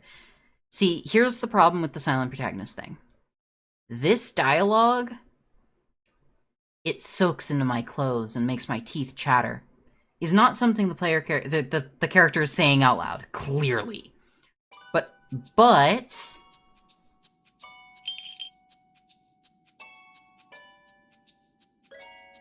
Katie, I got an interview. We're saved. This is. And there is no difference between those. Someone who only started writing fic seriously like a year ago. This has first serious writing project dialogue. That's fair, yeah. And I mean, if it is a first serious writing project, hells yeah. Like, you did a great job with this concept. Like, I want to stress that this is still, like, that is the one thing that is bugging me about this writing. Aside from that weird sex work joke. Yeah, exactly. It's not bad, but it could use some simple work. And I'm really interested in it, and I will probably play more of it. A dense layer of cloud cover, woolen and paper white, curls lazily across the sky. I wonder if it's gonna snow. A handful of people disembark after me, assembling around a tour guide dressed in a thick coat and bright khakis. The guide waves a handheld flagpole and smiles as if inviting me along. I hastily shake my head and move past the group. I can't afford a tour. I turn and find myself balking at the sheer size of the building. Whoa, what have they done to this place? Are they turning it into a theme park or something? It's huge. As a kid, I thought the Federal Center was a giant playground. I had no idea what kind of history it memorialized. I doubt anyone else will at this rate. The stairs all alone always dwarfed me several times over. Now there's adjoining buildings and a new dome and hyper-modernist metalwork growing out of it like weeds after rainfall. Regardless of how it looks now, this building represents a life-changing opportunity. I tug at my collar as my heart begins to race. There's definitely some, draft sketching, but this is kind of a demo-y thing, so totally fair. This could be it. This could be my big break. I squeeze behind a group of college kids taking a selfie on the steps. Once I cross under the stone arches, security personnel wave me through a metal detector. They don't have much to inspect since I didn't bring a bag. Still, they ask me to turn out my pockets. Nothing in them but my apartment key and some lint. I could swear a gnat or two came flying out too. The guards look sympathetic. They don't ask to see my registration ID. I push my pockets back in and head for the front desk. Even the lobby is new. Looks like the DOV made a lot of renovations after the old heroes stopped using the place as a live-in HQ. The actual layout hasn't changed much, at least.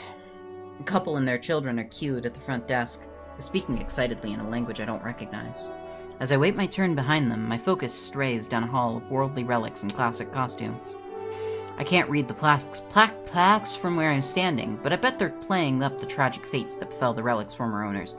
I want to meet, a couple more characters, kind of get through, this section of, oh yeah, we're introducing you to the hero job, and then probably wrap by the end of this first day, and I actually think this might just be, not, an end to the stream. We've been going for longer than I intended on these games, but visual novels just suck me in. I can't read the plaques from where I'm standing, but I bet they're playing up the tragic fates that befell the relics' former owners. You used to be able to meet actual superheroes here sometimes. Nowadays they'll show up just about anywhere, but they were a hell of a novelty when I was a kid. I remember when a woman in a glittering leotard helped me find my way back to Mr. Whidden's class. All my classmates were starstruck. Even Mr. Whidden seemed impressed by her. I'm almost sure that woman was Plume. In that moment, I wanted to be just like her.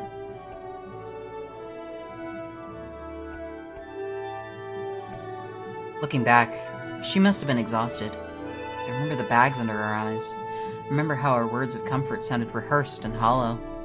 Plume was under a constant spotlight, always smiling, always performing. I doubt she even had time for her own thoughts. No wonder things ended up the way they did. It started harmlessly enough as these incessant worrying giggles during press interviews. What was reported as quirky hyperactivity soon spiraled into a series of public meltdowns. Plume trashed a department store, livid when they called security on her for stealing a tube of lipstick. Short while later, she was arrested for an incident involving a DOV vehicle and a flock of sheep. She was lucky to have a reputable lawyer who argued she should be checked into rehab as an alternative to jail time. Despite all the destruction she caused, she got off light because she never killed anyone. The media stopped covering her ever since. Gemini became the new media darling, and Plume faded into obscurity. The foreign family brushes past me, still enwrapped in conversation as they study a map of the city's attractions. Soon, they're stuck in the gravitational orbit of another tour guide in bright khakis. I shuffle forward on autopilot. It takes me a moment to notice the desk isn't attended. That's weird. I could swear a bubbly receptionist type was helping that family just a second ago. Did she slip away for a bathroom break? I pick at my lower lip as I deliberate my next course of action. It's when I hear a long, low groan from beneath the polished counter. Oh no, I recognize that sound. It's the death rattle of a customer service employee who's ready to go home. Poor thing, that facade must be taking a toll on her.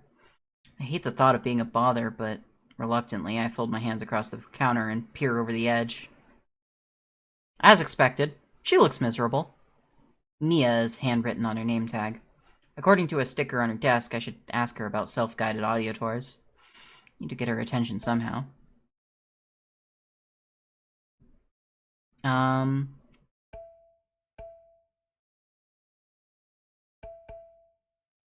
There's someone else I can talk to? Her mascaraed eyes flutter open, and then they narrow into vicious little slits at the side of me. It's you. Whoa, what did I do? What is that supposed to mean? It's you. I've never met this girl before. Tch. She scoffs and mutters something under her breath. This is probably my cue to tell her why I'm here, but she seems to be ignoring me. What's with this silent treatment? Doesn't she work here? She didn't seem to have any problems with that last family. I like her skirt. Now she's fiddling with a pen, and her other hand is tucked defensively under her chest. She may as well be chewing gum and flipping through a magazine to complete the apathetic clerk look. I glanced at my phone, just wondering if I should just call that Cross guy again. Considering how long it took me to reach him last time, I should try my luck here first. I'm not getting paid to stall. I have an interview scheduled with Cross. She turns away and wordlessly pretends to look something up on her computer. Too bad, he stepped out. Sorry. Okay, no. I've watched enough police procedurals to spot fake mouse clicks when I see it. She doesn't even look sorry. Doesn't make sense. If he stepped out, he would have called to reschedule, right?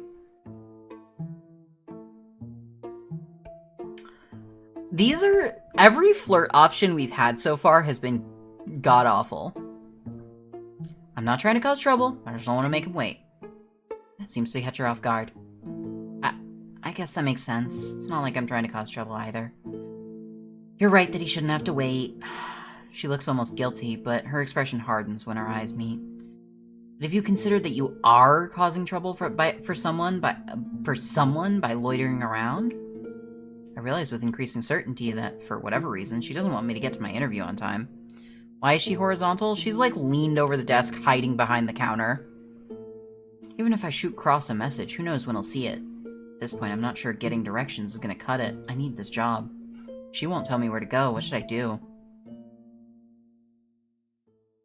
Mia, please? I really need this. Hi? You having money trouble or something? Student loans? What if I literally pay you to leave? Would that work? She would do that? Hey, Mia. This is Stella, the job candidate I told you about. Please don't bribe him. Oh right, I forgot we picked he/him pronouns. Mia balks at the sound of his voice. As she jerks upright, I realize why she was hiding her left hand. It's heavily bandaged with splotches of red on the knuckles, but Cross doesn't pay the injury any mind. Almost like he's already seen it. I didn't bribe. I was just... kidding. You were just kidding, right? I'd be disappointed if you were seriously trying to bribe Stella to leave. We both know that money can't solve everything. Yeah, I'm sorry. Whoa, she just got lectured right in front of me. How humiliating. Stella? Yes? We hold interviews in the back, behind the exhibits, right this way. Whew. For a second, I thought he was going to scold me next. I guess Cross has a cross side to him. Let's talk about this later again later, Mia, okay? She deserved it for that stunt. Yeah. Okay. Mia shuffles back to her desk, dejected. This is like night and day. What happened to that defensive attitude from before? Her boss happened to it. Much as I'd like an apology for how rude she initially was, I no longer seem to be a blip on her radar. Man, it's almost like he's her boss or something. Cross basically diffused the situation by just showing up. And if things go smoothly from here, he might end up becoming my boss, too. I shoot Mia a final parting glance, only to catch her glaring at me. Then, with an indignant huff, she slumps back into her seat and returns to her work. Is this all just, like, some jealousy shit? She just has a massive crush on this guy? That's the only explanation I have, or she thinks that he's gonna put Stella in her position. Cross cuts through an empty cafe and leads me past the gift shop. I peer through the open archway to get a glimpse of the overpriced merch. I was in jest at first, until I'm nearly overcome with the desire to buy a mini replica of Paragon's iconic hero chair. And I remember that I have rent, and Katie, and Katie's food. One iconic miniature chair, or 6 months of cat food. Decisions. That's the thing. Depends on the exact rules and restrictions on superheroes are. Stella, Hey, Jules, look! The booming call comes from a thick-set man with receding hair. He gestures animatedly at us and closes the distance in a hurried waddle. I don't love when we meet a fat character and he is described as waddling. Okay. Not great. Hardly pausing to catch his breath or wait for Jules, he holds a Polaroid camera up to his face. Cross quickly shields me behind his shoulder. The man snatches the photo out of his camera and flaps it to and fro, turning to it toward a young woman with sunglasses on her scalp. Jules, honey, look, it's Warden. Be amusing if they were a penguin person or something. Yeah, they probably aren't. The woman, presumably Jules, hovers near him. She doesn't look up from her phone. If I were better friends with Cross, I'd make a bet on whether she's his daughter or wife. Once the film develops, the man gives a triumphant shout. I got him! Hey, Warden, you are Warden, aren't you? The man gives Warden a slow, open-mouthed wink. It's a full-faced expression where every muscle is invited to participate. It definitely takes more muscles than frowning does. Cross glances at me, deflating. I'm his friend, yeah. Listen to that, honey. He said the thing. He said the friend line. Hey, can my wife and I get a photo with you, Mr. Friend? It's his wife. Actually, who's this other friend of yours? I didn't get a clear shot of her. Is she a new agent? Man holds up his camera again, pointing it at me. This time, Cross grabs the lens. The flash goes off under his hand. Hey, what the hell? Him. You didn't get a clear shot of him. Oh! Okay. We get explicit dialogue lines correcting misgendering. That's cool. And there's no flash photography in the facility. You'll want to turn it off or check your camera bag. In the distance, the tour group from the bus stop are huddled together and whispering. They're working up the courage to approach us. I catch Cross's sleeve and tug for him to get moving. Cross follows my gaze right as the group begins to shamble toward us. They're holding up their phones. He grimaces before taking my arm and hurrying us along. Escape route? We come to another security checkpoint where a guard starts to wave a magnetic wand over me. Oh, for the love of... He's with me! Cross shoves the wand out of the way. The guard shoots me skeptical glances, but allow us to push through a set of glass double doors labeled staff only. The tour group chatters and groans behind us. They try to press against the glass, but the guards handily hold them off. Cross takes a deep breath. At that same moment, he notices he's holding on to me and lets go. You alright? As I was saying, I actually wanted to meet you out front, Stella, but I had to fill an incident report. Sorry I kept you waiting. Cross leads me through a long hall. He pays me little mind now that we're not being pursued by a crowd, and he puts significant distance between us in no time flat. He's fast for a big guy, and his posture's incredible. Can I carry myself like that? I set my shoulders back and try to match his large stride. In a weird way, it does make me feel more confident. Until I nearly crash into him. Cross stopped at a corner to mess with a silver keypad lock. He grins over his shoulder at me in a way that looks, suspiciously knowing, like he's got a kid trying on his shoes. The hall seems to end in a corner, but on closer inspection, there's a door camouflaged into the wallpaper. It's an odd choice, but probably effective. I wouldn't have noticed if the lock didn't give it away. A red light blinks periodically at the lock's upper left corner. Cross punches in a combination of numbers, then holds his phone up to the keypad. It honks at him angrily. One of these days I gotta find the time to replace this damn thing. I'm gonna get impatient or kick the door down. But seriously, if you don't aim your screen at just the right angle, it'll never let you through. He demonstrates by trying the lock again. This time it opens with a click. His office is... not what I expected. Not that I knew what to expect in the first place. This is that one Ace Attorney case with the room filled with bears. And it's just all stuffed bears. Balloons and gift-wrapped packages line the office from wall to wall, and there's a thick musk of flowers reminiscent of a hospital room. Yeah, it's a bit much, isn't it? This looks like fan mail? It is. Good observation. The unexpected praise makes my chest flutter. We exchange smiles, mine more sheepish than his, and share a comfortable pause before his attention wanders elsewhere. Stella, none of this is mine. may have inherited the space, but it's still Gemini's office in a lot of ways.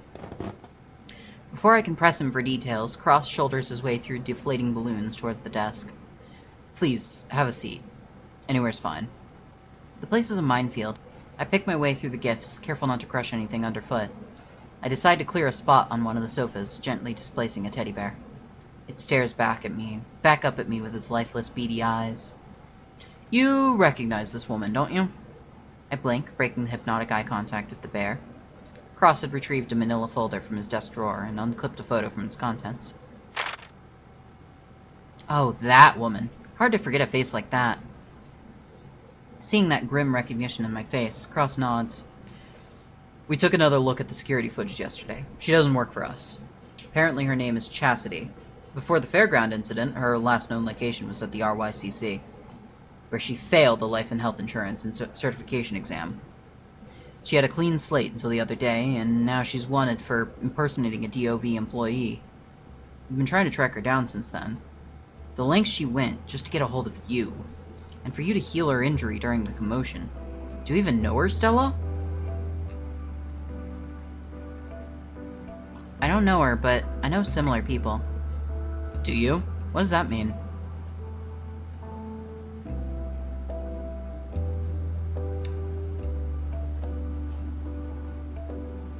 I also know Mr. Whidden. You do? He marvels at this. And you're saying there's a connection between him and Chastity somehow, or... No, that's not right. She was injured in the commotion. If they planned something together, I'm sure she would have known to get out of the way. Maybe you're just saying it's odd that two people had public outbursts in a single day? Cross puzzles over this for a while before he shrugs. I don't know if Chastity was indiscriminately targeting people who weren't registered, who could easily be taken off the radar, or if she thought you were special somehow. He regards me thoughtfully. I guess she won't be the last. He shuts the folder. I've always been a straight shooter, Stella. Better to be on the level without pulling any punches. So for the interview, let's talk to each other like human beings. I'll start with my situation. You can tell me yours, and we'll meet somewhere in the middle. Sound good? You already guessed it, but I'm the guy who goes by Warden. Currently, He checks his phone. My rank went up a bit. Looks like I'm the 66th most popular hero in the nation. He doesn't seem thrilled. From what I understand, 66 is fairly low. I assumed Warden was popular, but it sounds like renown doesn't carry the same weight as public approval. I'm surprised to see an actual registered hero checking a popularity chart. I thought it was just a dumb poll for the fans. Don't you have the DOV app on your phone, Stella? He turns his phone around so I can see the screen. A sparkling gif of Gemini plays across the header.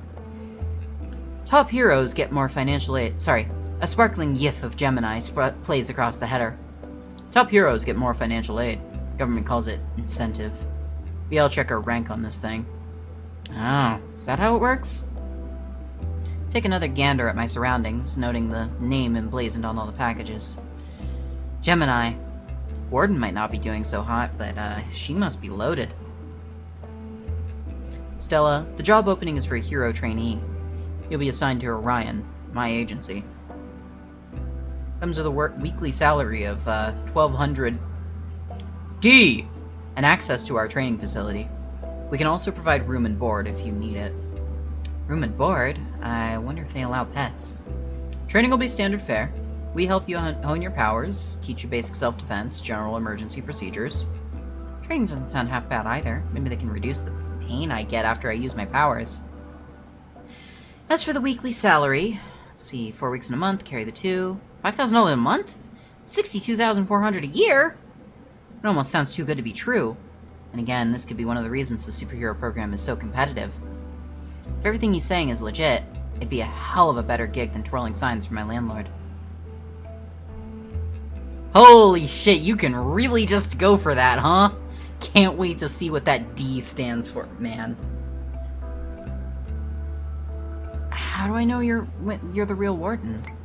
His brows furrow, and he can't seem to help glancing down at his shirt. Good of you to be cautious. Although I admit, I hadn't considered that you'd question my identity. How should I prove myself to you? Any ideas?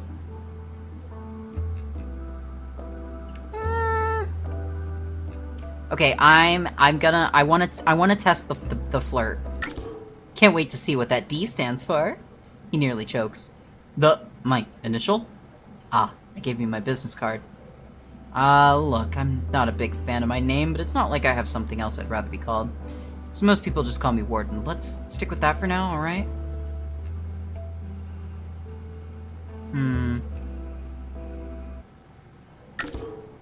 That's a really funny option, but I don't think I'm actually gonna pick it.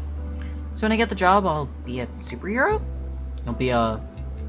Warden lets out a rueful chuckle. Might want to temper your expectations a bit, Stella. I did say trainee.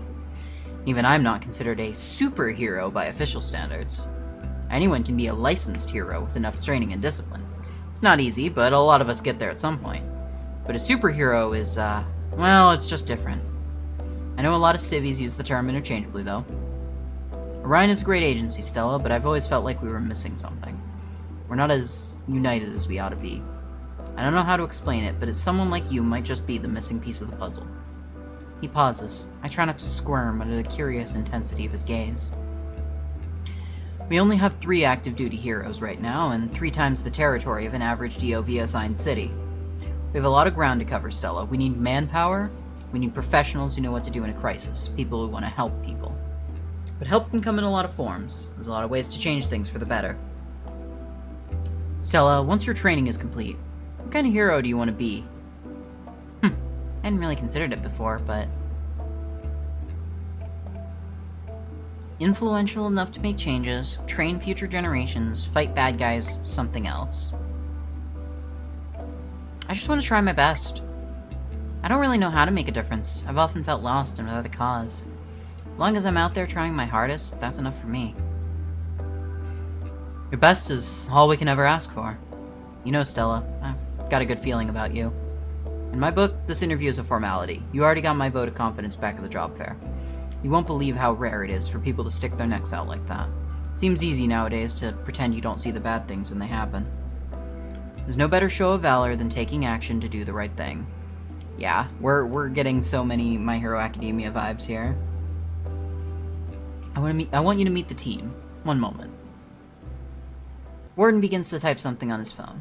I'm not sure what he's doing. Letting him know we're on our way, maybe? Drum my fingers on my knees, trying to curb my anxiety. Stella, you might notice the room shaking around a bit. Don't freak out, okay? We're going down to the basement level. Just stay where you're at, and you should be fine. What does he mean, going down? I stay seated, seeing no reason to act out now. Meeting the team is probably the stopping point for the stream. I think that's basically where we're going. All settled? Good.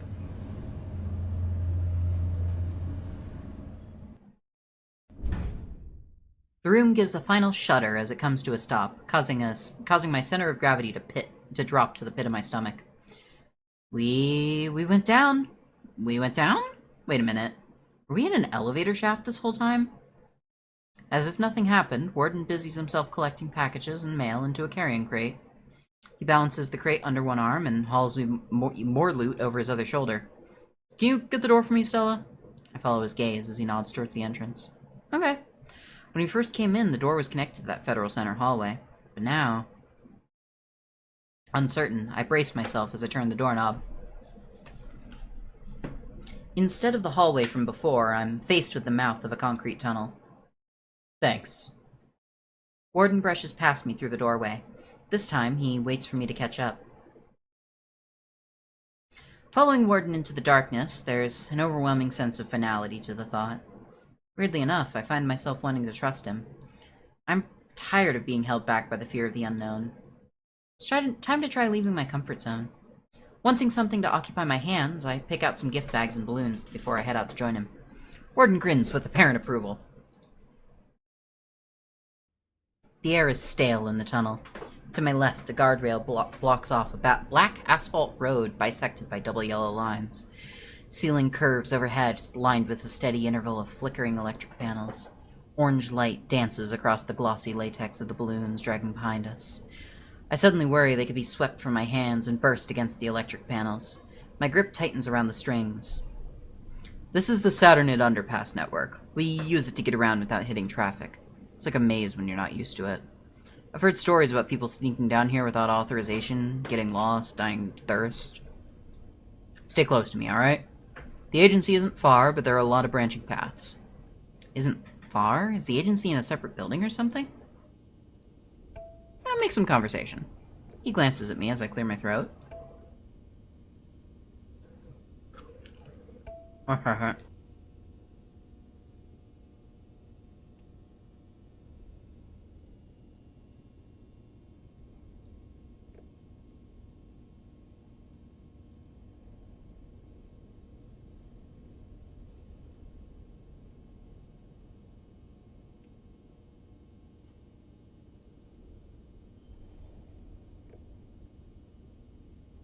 Oh, oop, hiccup there. Sorry about that. Sorry, I just need to eat more. What was on your face that day? And when your picture was taken? On my face. He reaches up to pat his cheek. Oh, that day. You mean my mask. Warden reaches behind his ear and makes a tapping motion. This thing, right? It's face concealment hologram tech. We all get one. I can turn it on manually, but it also triggers when people take photos of me. Makes candid shots and paparazzi photo ops a little bit more bearable. That is, unless people recognize your hair, or what you're wearing, or the context you're in, or if you forget to zip up your jacket and you're wearing a loud blue bodysuit underneath. Can you fly? No. I don't fly. I don't think I ever will. Unless I'm hitching a ride in an aircraft, if you want to get technical. Warden's friend, huh? Yeah, that's what the DOV makes us say. It's so dumb. We're not encouraged to share our identities with people, but some of us have a hard time balancing secrets and working full-time. Some of us don't even have enough going on in private to even bother with the secrecy, so... if people ask, we can tell them we're friends with our alter egos. It's practically an inside joke at this point. People say you're invincible. Warden shrugs. For a while, it doesn't seem like he'll reply. People say a lot of things, Stella. What sort of things have people said about you? Have they all been true? Weirdly, that silence feels loaded. I decide not to push the conversation any further. Oh, rank 66 is, pretty low, isn't it? I guess so. Anyone under rank 25 sort of blends together as, mediocre. But there's thousands of heroes on the registry. Breaking into the top 100 isn't half bad. You'll want to ask Griffin more about that, though. I glance at Warden, who clears his throat and tries to cover his mouth. Sorry, I didn't mean to laugh. I just don't remember the last time someone's asked me so many questions. It's not a bad thing. I'm glad you're the curious sort. Even though he said it wasn't far, it feels like we walked pretty far to me. We've been walking for a while now, and the road splits up ahead. Warden sticks to the right without hesitation. You know, there's hardly any record of people with healing powers. Closest I've seen to it is, those faith healing conventions my mother dragged us to when I was a kid. But most of it looks staged to me. There was one guy who came to our church, loud and blustering sort of guy. He talked about giving sight to the blind, restoring cripples, things like that. As if being ableist wasn't bad enough. Turns out he was a genuine con man. He got arrested the other day for embezzlement. Guess what I mean to say is, I think you're as close to the real deal as we're gonna get. Outside of practicing actual medicine, healing is an incredibly rare ability. Wonder if you can do what that guy claimed he could do. Can you? Can I reverse disabilities? I've never tried, per se. I found that oftentimes, no healing is better than partial healing. I once healed a scar into an open, bleeding wound, which then proceeded to scab and scar all over again. It caused the person a great deal of pain. So, results are better if I tend to injuries right when they happen. I see. That's a negative, huh? It was a long shot anyway. Don't worry about it. You can do a world of good, even if you're just healing paper cuts. There's that phrase again. Doing a world of good. And hey, wait a second. I can heal a heck of a lot more than paper cuts. About the room and board, are pets allowed? Pets? Oh, you had a cat in your apartment, didn't you? I'll make sure you can bring your cat. That's important to you, right? I don't think anyone in the team would mind. Cats are cute. Spoken with the offhanded objectivity who's never owned a pet. But if he's saying yes, I don't want to challenge him on it. There's no way I'm going to move anywhere without Katie. We've been together for as long as I can remember. I'm going to keep picking dialogue options as long as this game fucking lets me. God. I'm sure it'll be fine.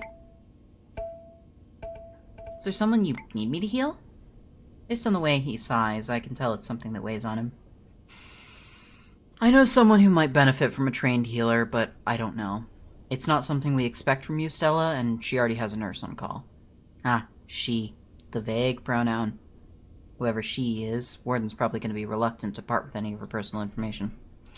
You're cardless, which means you haven't studied your abilities in a controlled environment. At least I assume you haven't. I shake my head. Didn't think so.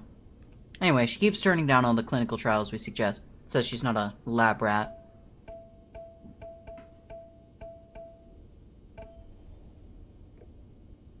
Using my powers is no different from treating her like a lab rat.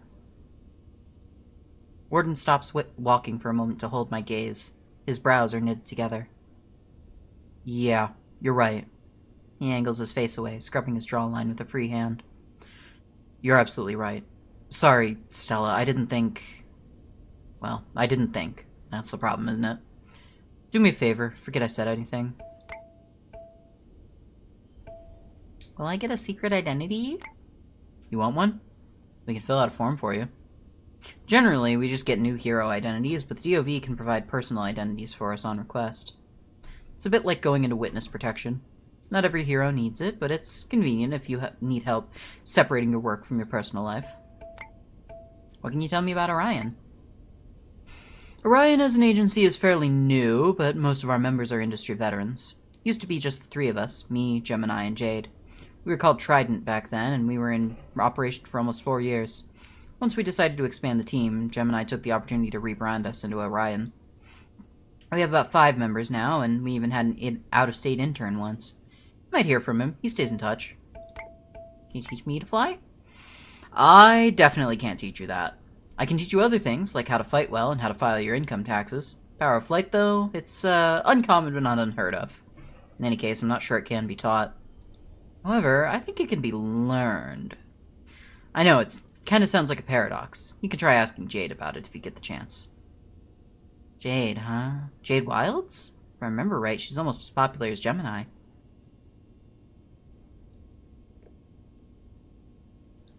You really are the curious sort, huh? It's good. Shows initiative. Bet you'll hit it off with Griffin.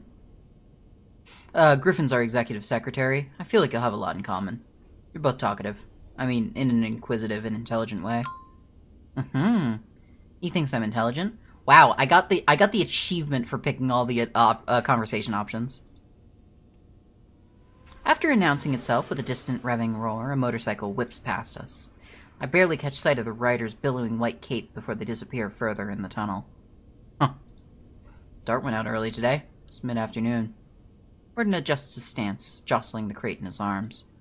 They don't look heavy, but he must be getting uncomfortable. Oh, reminds me. You won't have to worry about transportation to and from the agency. We'll take care of it. Holy shit, that's bit much. What do you mean we'll take care of it? Actually we're here. This is the place. He motions towards a branch in the tunnel. This path, unlike the rest of the underpass, is clearly finite. A wide silver elevator awaits us at the end. Instead of the orange sheen I've grown accustomed to, its surrounding lights are fluorescent white. Warden punches in another set of numbers and holds his phone up to the keypad. The elevator doors glide open. We step in unexpected unison into the windowless box.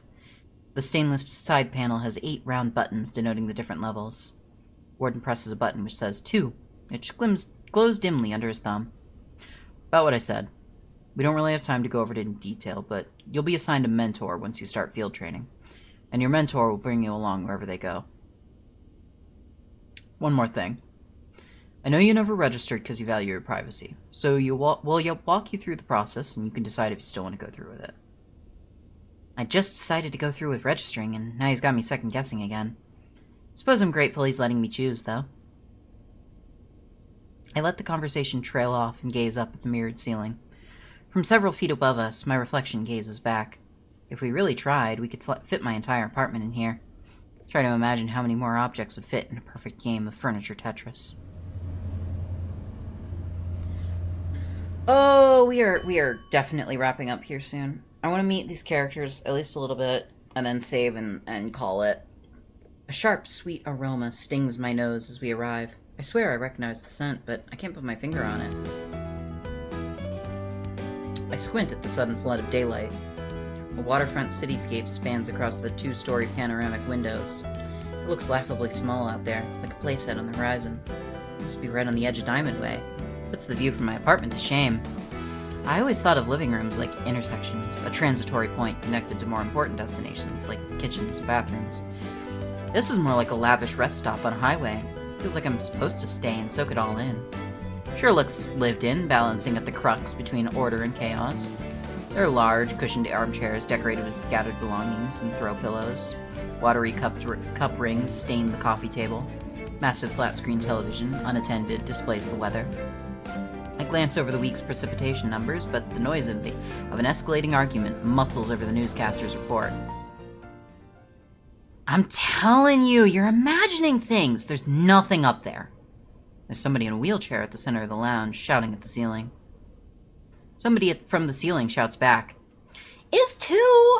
I follow the first person's gaze upward and catch sight of a long, tangled train of shocking green hair. The hair is attached to the head of a willowy figure. I think I recognize her. That's Jade Wilds. She's that national crisis hero who handles debris removal and emergency evacs.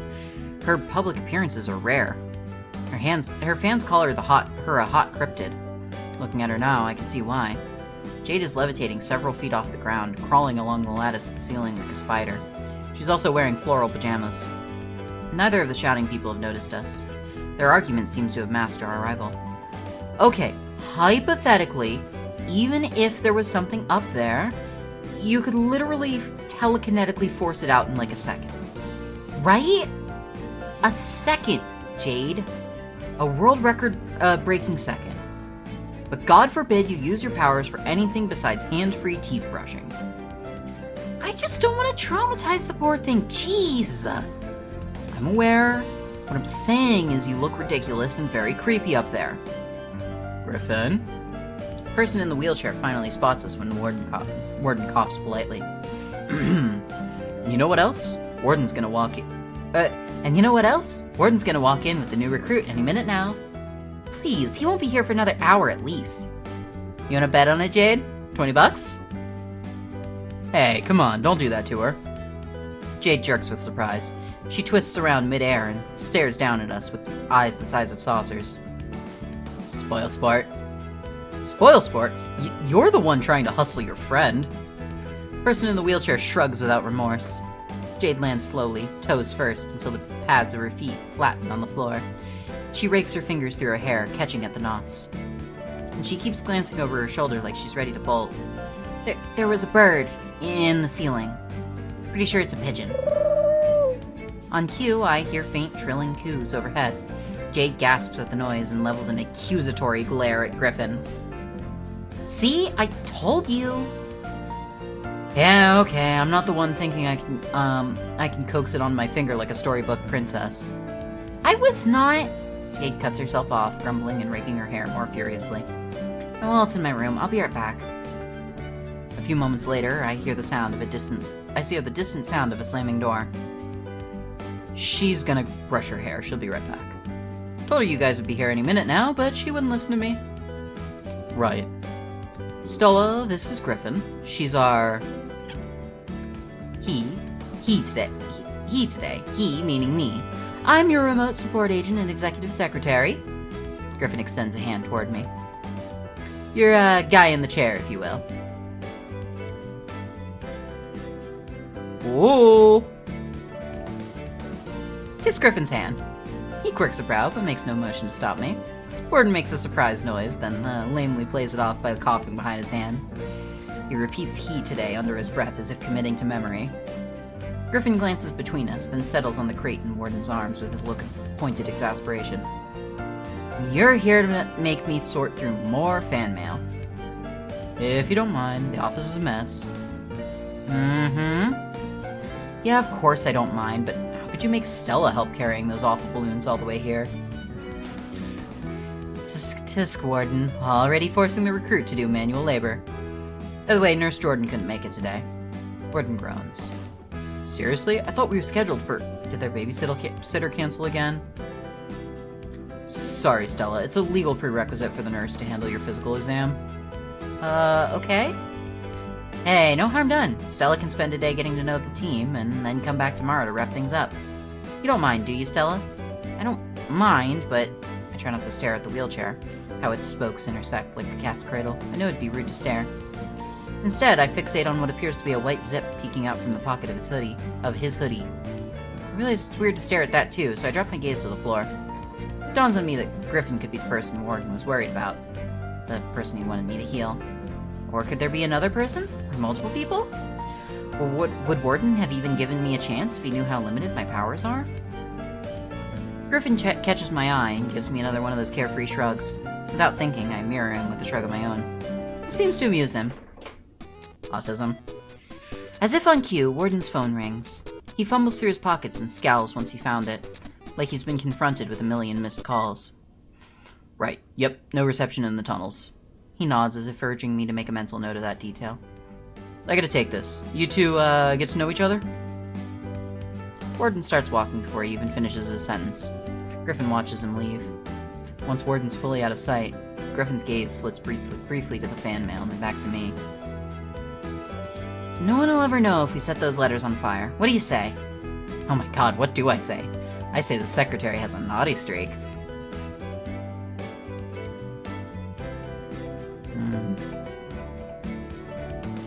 Warden will get mad at this. Griffin waves his hand at the playfully petulant. Who cares what that big lummox thinks? But he'd kick up a fuss about it, you're right. We don't want to upset the dear leader. Hand me those balloons, will you? Despite his flippant temperament, he loops the balloon strings into careful ribbons around the handles of the crate. The balloons float in place, now helplessly anchored. They bump into each other with rubbery squeaks. Griffin rolls further into the living area and gestures for me to follow. Looks like I'm expected to have a seat again. At this rate, I'll be able to run a review blog covering DOV sofas. You've sat in 2. Okay, come on. Seeing no reason to be picky, I plop down on the nearest cushion. It's heavenly. It sinks under my weight like a souffle. Is this memory foam? So, the infamous Stella. We meet at last. I'll have you know, Warden would not stop talking about you. You love to exaggerate, I can tell. Griffin clasps his hand over his chest with a theatrical gasp. You wound me, you read me for filth, and you wound me, Stella. I'll admit, Warden didn't exactly share a fully formed impression. He'd only met you, twice? Once during the job fair, another time at your apartment, right? Hardly enough time to get to know somebody. But his good opinion is rare, and in rarity we correlate value. That's how I'm choosing to understand it, at least. Griffin pauses to observe me, as if taking me in for the first time. He pays particular attention to my shoes. It takes some effort not to scuff them together. You look, somehow exactly like I pictured you.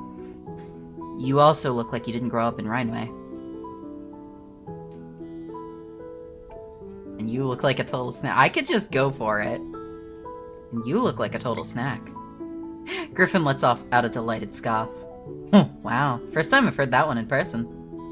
Much as I want to reciprocate the compliment, let's stay focused on the topic at hand for now. Okay? There's a reason I asked whether or not you're from here. It's important to know the layout of the city when you're out in the field. You'll be working closely with a mentor at first, and you'll have someone on remote support. That's me, hello. But knowing your own way around can be pivotal in making split-second decisions. Warden tell you about that? Working with a mentor? He did mention it. He was saying something about mentors when I asked about transportation. You don't look too surprised. I'm guessing you mentioned it, but didn't have time to go over it in detail. I also bet he only asked you a question or two and then said, "You got the job." Griffin drops his voice by a few decibels during his impersonation. The sound comes out goofy, but he does an uncannily familiar salute. On top of that, Griffin really nailed Warden's interview style. They must know each other pretty well. Every trainee is assigned to work alongside a full-time hero. You'll share long hours and rigid schedules, which means you gotta put in effort to understand each other and work together. It's practically a relationship. I nearly choke at the way Griffin so matter-of-factly says the word. What? It is. If you don't have any chemistry with each other, every minute is gonna be torture. Is that what his relationships are like? Look, all I'm trying to say is, we want to assign someone who will work real well with you. Someone you can trust and rely on. So when you ask something, it's in your best interest to answer as honestly as you can. Okay? I like his nails! Look at his nails! I mean, they're like, you know, clearly faded away nail polish, but I'm very excited about nail polish lately. I did my nails recently. It was a whole ordeal, but I got them done, so, you know. I guess I don't have much of incentive to lie anyway. Comparing a mentorship to a relationship, though, I can already tell this job is going to be different from anything I've had before. Then again, my previous jobs didn't offer me superhero training or a free room. Ready? First question, do you like attention, Stella? Remember to be honest. As if I need the reminder.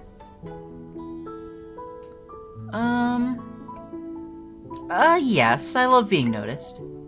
Me too. Doesn't surprise you, does it? We don't always get the attention we want, but that's okay. We find ways to make do. There's an art to being seen, Stella. As with all art, it can be practiced and controlled to a degree. You can practice authenticity, get people to fall in love with the real you, or you can build a character to take your place in public perception. Just like VTubing. To be perceived, Stella, can be a vulnerable and deeply rewarding practice. I think we'll stop after this quiz. This seems like the right place to stop. It's a natural human need, you know, to connect and belong. Some of us need it more than others do, and it's nothing to be ashamed of. I encourage you to keep that in mind. Next question. What does it mean to win an argument? Whew, are these questions from a personality test or something? I know. Bear with me, okay? It's important? It's important. It means not crying by the end. Griffin clasps his hand over his mouth, hurriedly stifling a laugh. I'm sorry, it's just the mental image. He makes a helpless sound. I shouldn't laugh, I know. You took me off guard. Your bar's a bit low, but there's nothing wrong with that. If you consider not crying to be a win, then I do too. Griffin leans in, as if sharing a secret. I was on the debate team in high school. Dabbled in drama, student council, and gymnastics too, but I was a superstar in debate. I wanted to be right all the time and channeled my passion into medals and trophies. But when you always have to be right, I found you also tend to be pretty lonely. Have you ever experienced anything like that? I've always heard it was lonely at the top.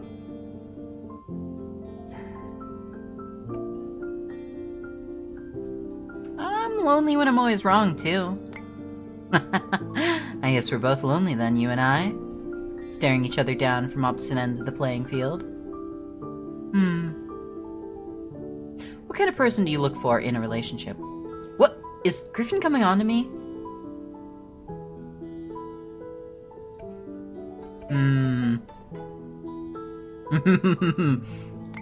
Finally. Good. Enough dancing around the subject. Lean forward with a coquettish dip of my shoulder, giving him a meaningful look. I'm ready for this. Oh, Stella, you misunderstand. I rescind my shoulder dip. But it's not unwelcome. Not at all. We can flirt if you want. Whenever you want. You practically have the job of the bag, Stella, which means you'll see me often enough. We have all the time in the world. It's just for the moment. Griffin bites back a smirk, glancing over his shoulder in the direction Warden had left. Someone would be unhappy if we got to know each other too quickly.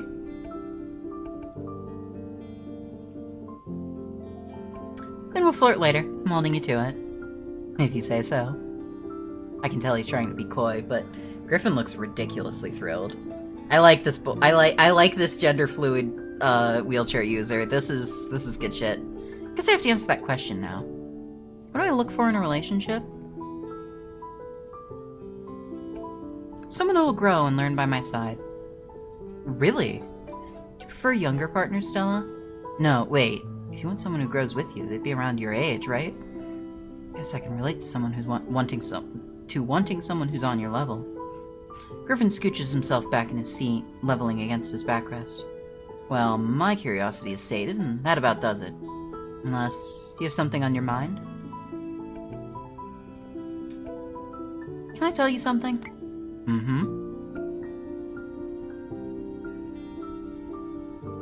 Not Sis either. Oh, really?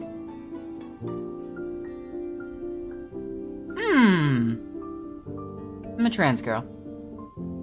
Without missing a beat, Griffin favors me with an understanding nod. Pretty sure I pass, but something about Griffin's openness made me want to share this with him. This line is a little bit funny with the fact that we openly use he/him pronouns all the time. I'm glad I did. It's gonna be great having someone else at the cool kids table, Stella. Me and Jordan were getting lonely. And, hey, you won't have to worry about anyone misgendering you here in the agency. Some of them get a little confused, but they're good kids at the end of the day. If they ever get something wrong, I'll go set them straight. Just let me know. You can now change your pronouns at any time using the options menu. Griffin will keep the members of Orion updated on your behalf. Thanks for trusting me enough to tell me. You need anything else? Yeah, I want to ask you something. I'm an open book. You and Jade? Yes, Jade and I. Griffin arches a brow, inviting me to complete my thought. You seem close.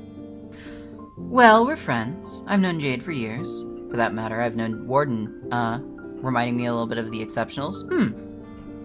But he and I never quite hit it off. I guess I just have more in common with Jade. Jade and I have a strictly platonic relationship, Stella. I can assure you of that. Weirdly enough, nobody in Orion has romantic entanglements in the moment.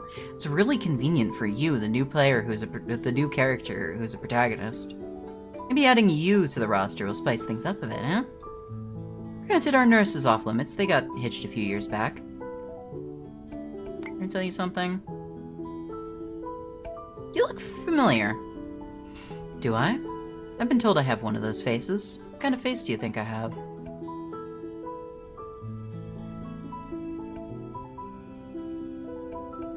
Like you've been on TV. Classic Hollywood face, you say? I'm flattered. I'm all set. Alright, that does it then. And right on cue, Griffin tilts over to look over my shoulder, prompting me to follow his gaze. Okay. Oh. A figure in full black biker gear lumbers into the lobby, dragging in heady fumes of motor oil. I recognize the white cape draped over his shoulder, which ripples behind him like the sail of a ship. Earlier in the tunnel, I think Warden called him Dart? Dart cocks his head at the sight of me, helmet and all. I feel like I'm being appraised, but it's hard to tell with his eyes shrouded behind a reflective visor. Griffin, who's this? It's a new hire, bud. Did you get my text? No phone service in the garage. Griffin purses his lips with a skeptical hum, but he recovers quickly to make introductions. Stella, this is Smokescreen. Smokescreen, Stella. Smokescreen? What a name. Consider. Alright, alright, we're gonna pause. I can't keep doing this. I'm so interested. But my goodness, I do need to stop here. So, this has been lovely. Once again, I'm just gonna really quickly shout out the bundle. And please, if you can afford to, go throw some money at all these awesome creators. Like, I've been so excited about this. I'm really happy I got to play a bunch of games. I am coming back to Kaiju Noir. I'm probably gonna play this one on my own. Yeah, I'm so pumped. But I think that's gotta call it to a close, because boy, my voice is worn out, and I meant to raid Kali so long ago. Thank you for the reminder to drink up. Gonna hit complete all on these. And let's go ahead and give Kali Rania a raid, as her and Kit are running, Toho stuff. And I would love for the raid button to work. Hang on. Twitch? Uh-oh. I refreshed the Twitch dashboard and it's acting up. Uh-oh. Uh-oh. Twitch. No. There we go. There we go. We're back. We're back. We're so back. Okay. Awesome.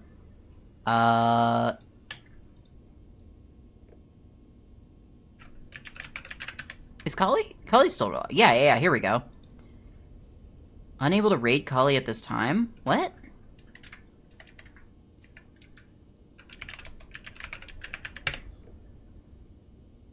What? Did my, stream die? For a moment there? I didn't drop any frames.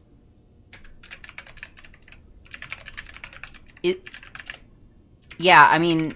Is Kali not still live? I would think, yeah, no, she's totally live. Okay. Yeah, non-raid raid, I guess. There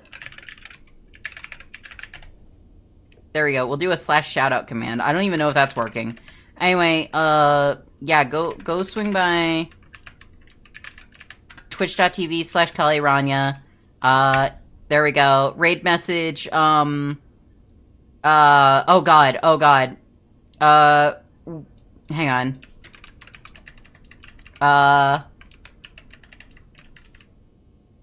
Just shout be gay do crime. I think that's fine. Just shout be gay do crime.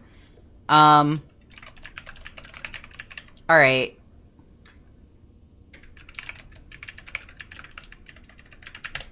Alright, I will see y'all later. Remember to say goodnight, computer. Goodnight, computer.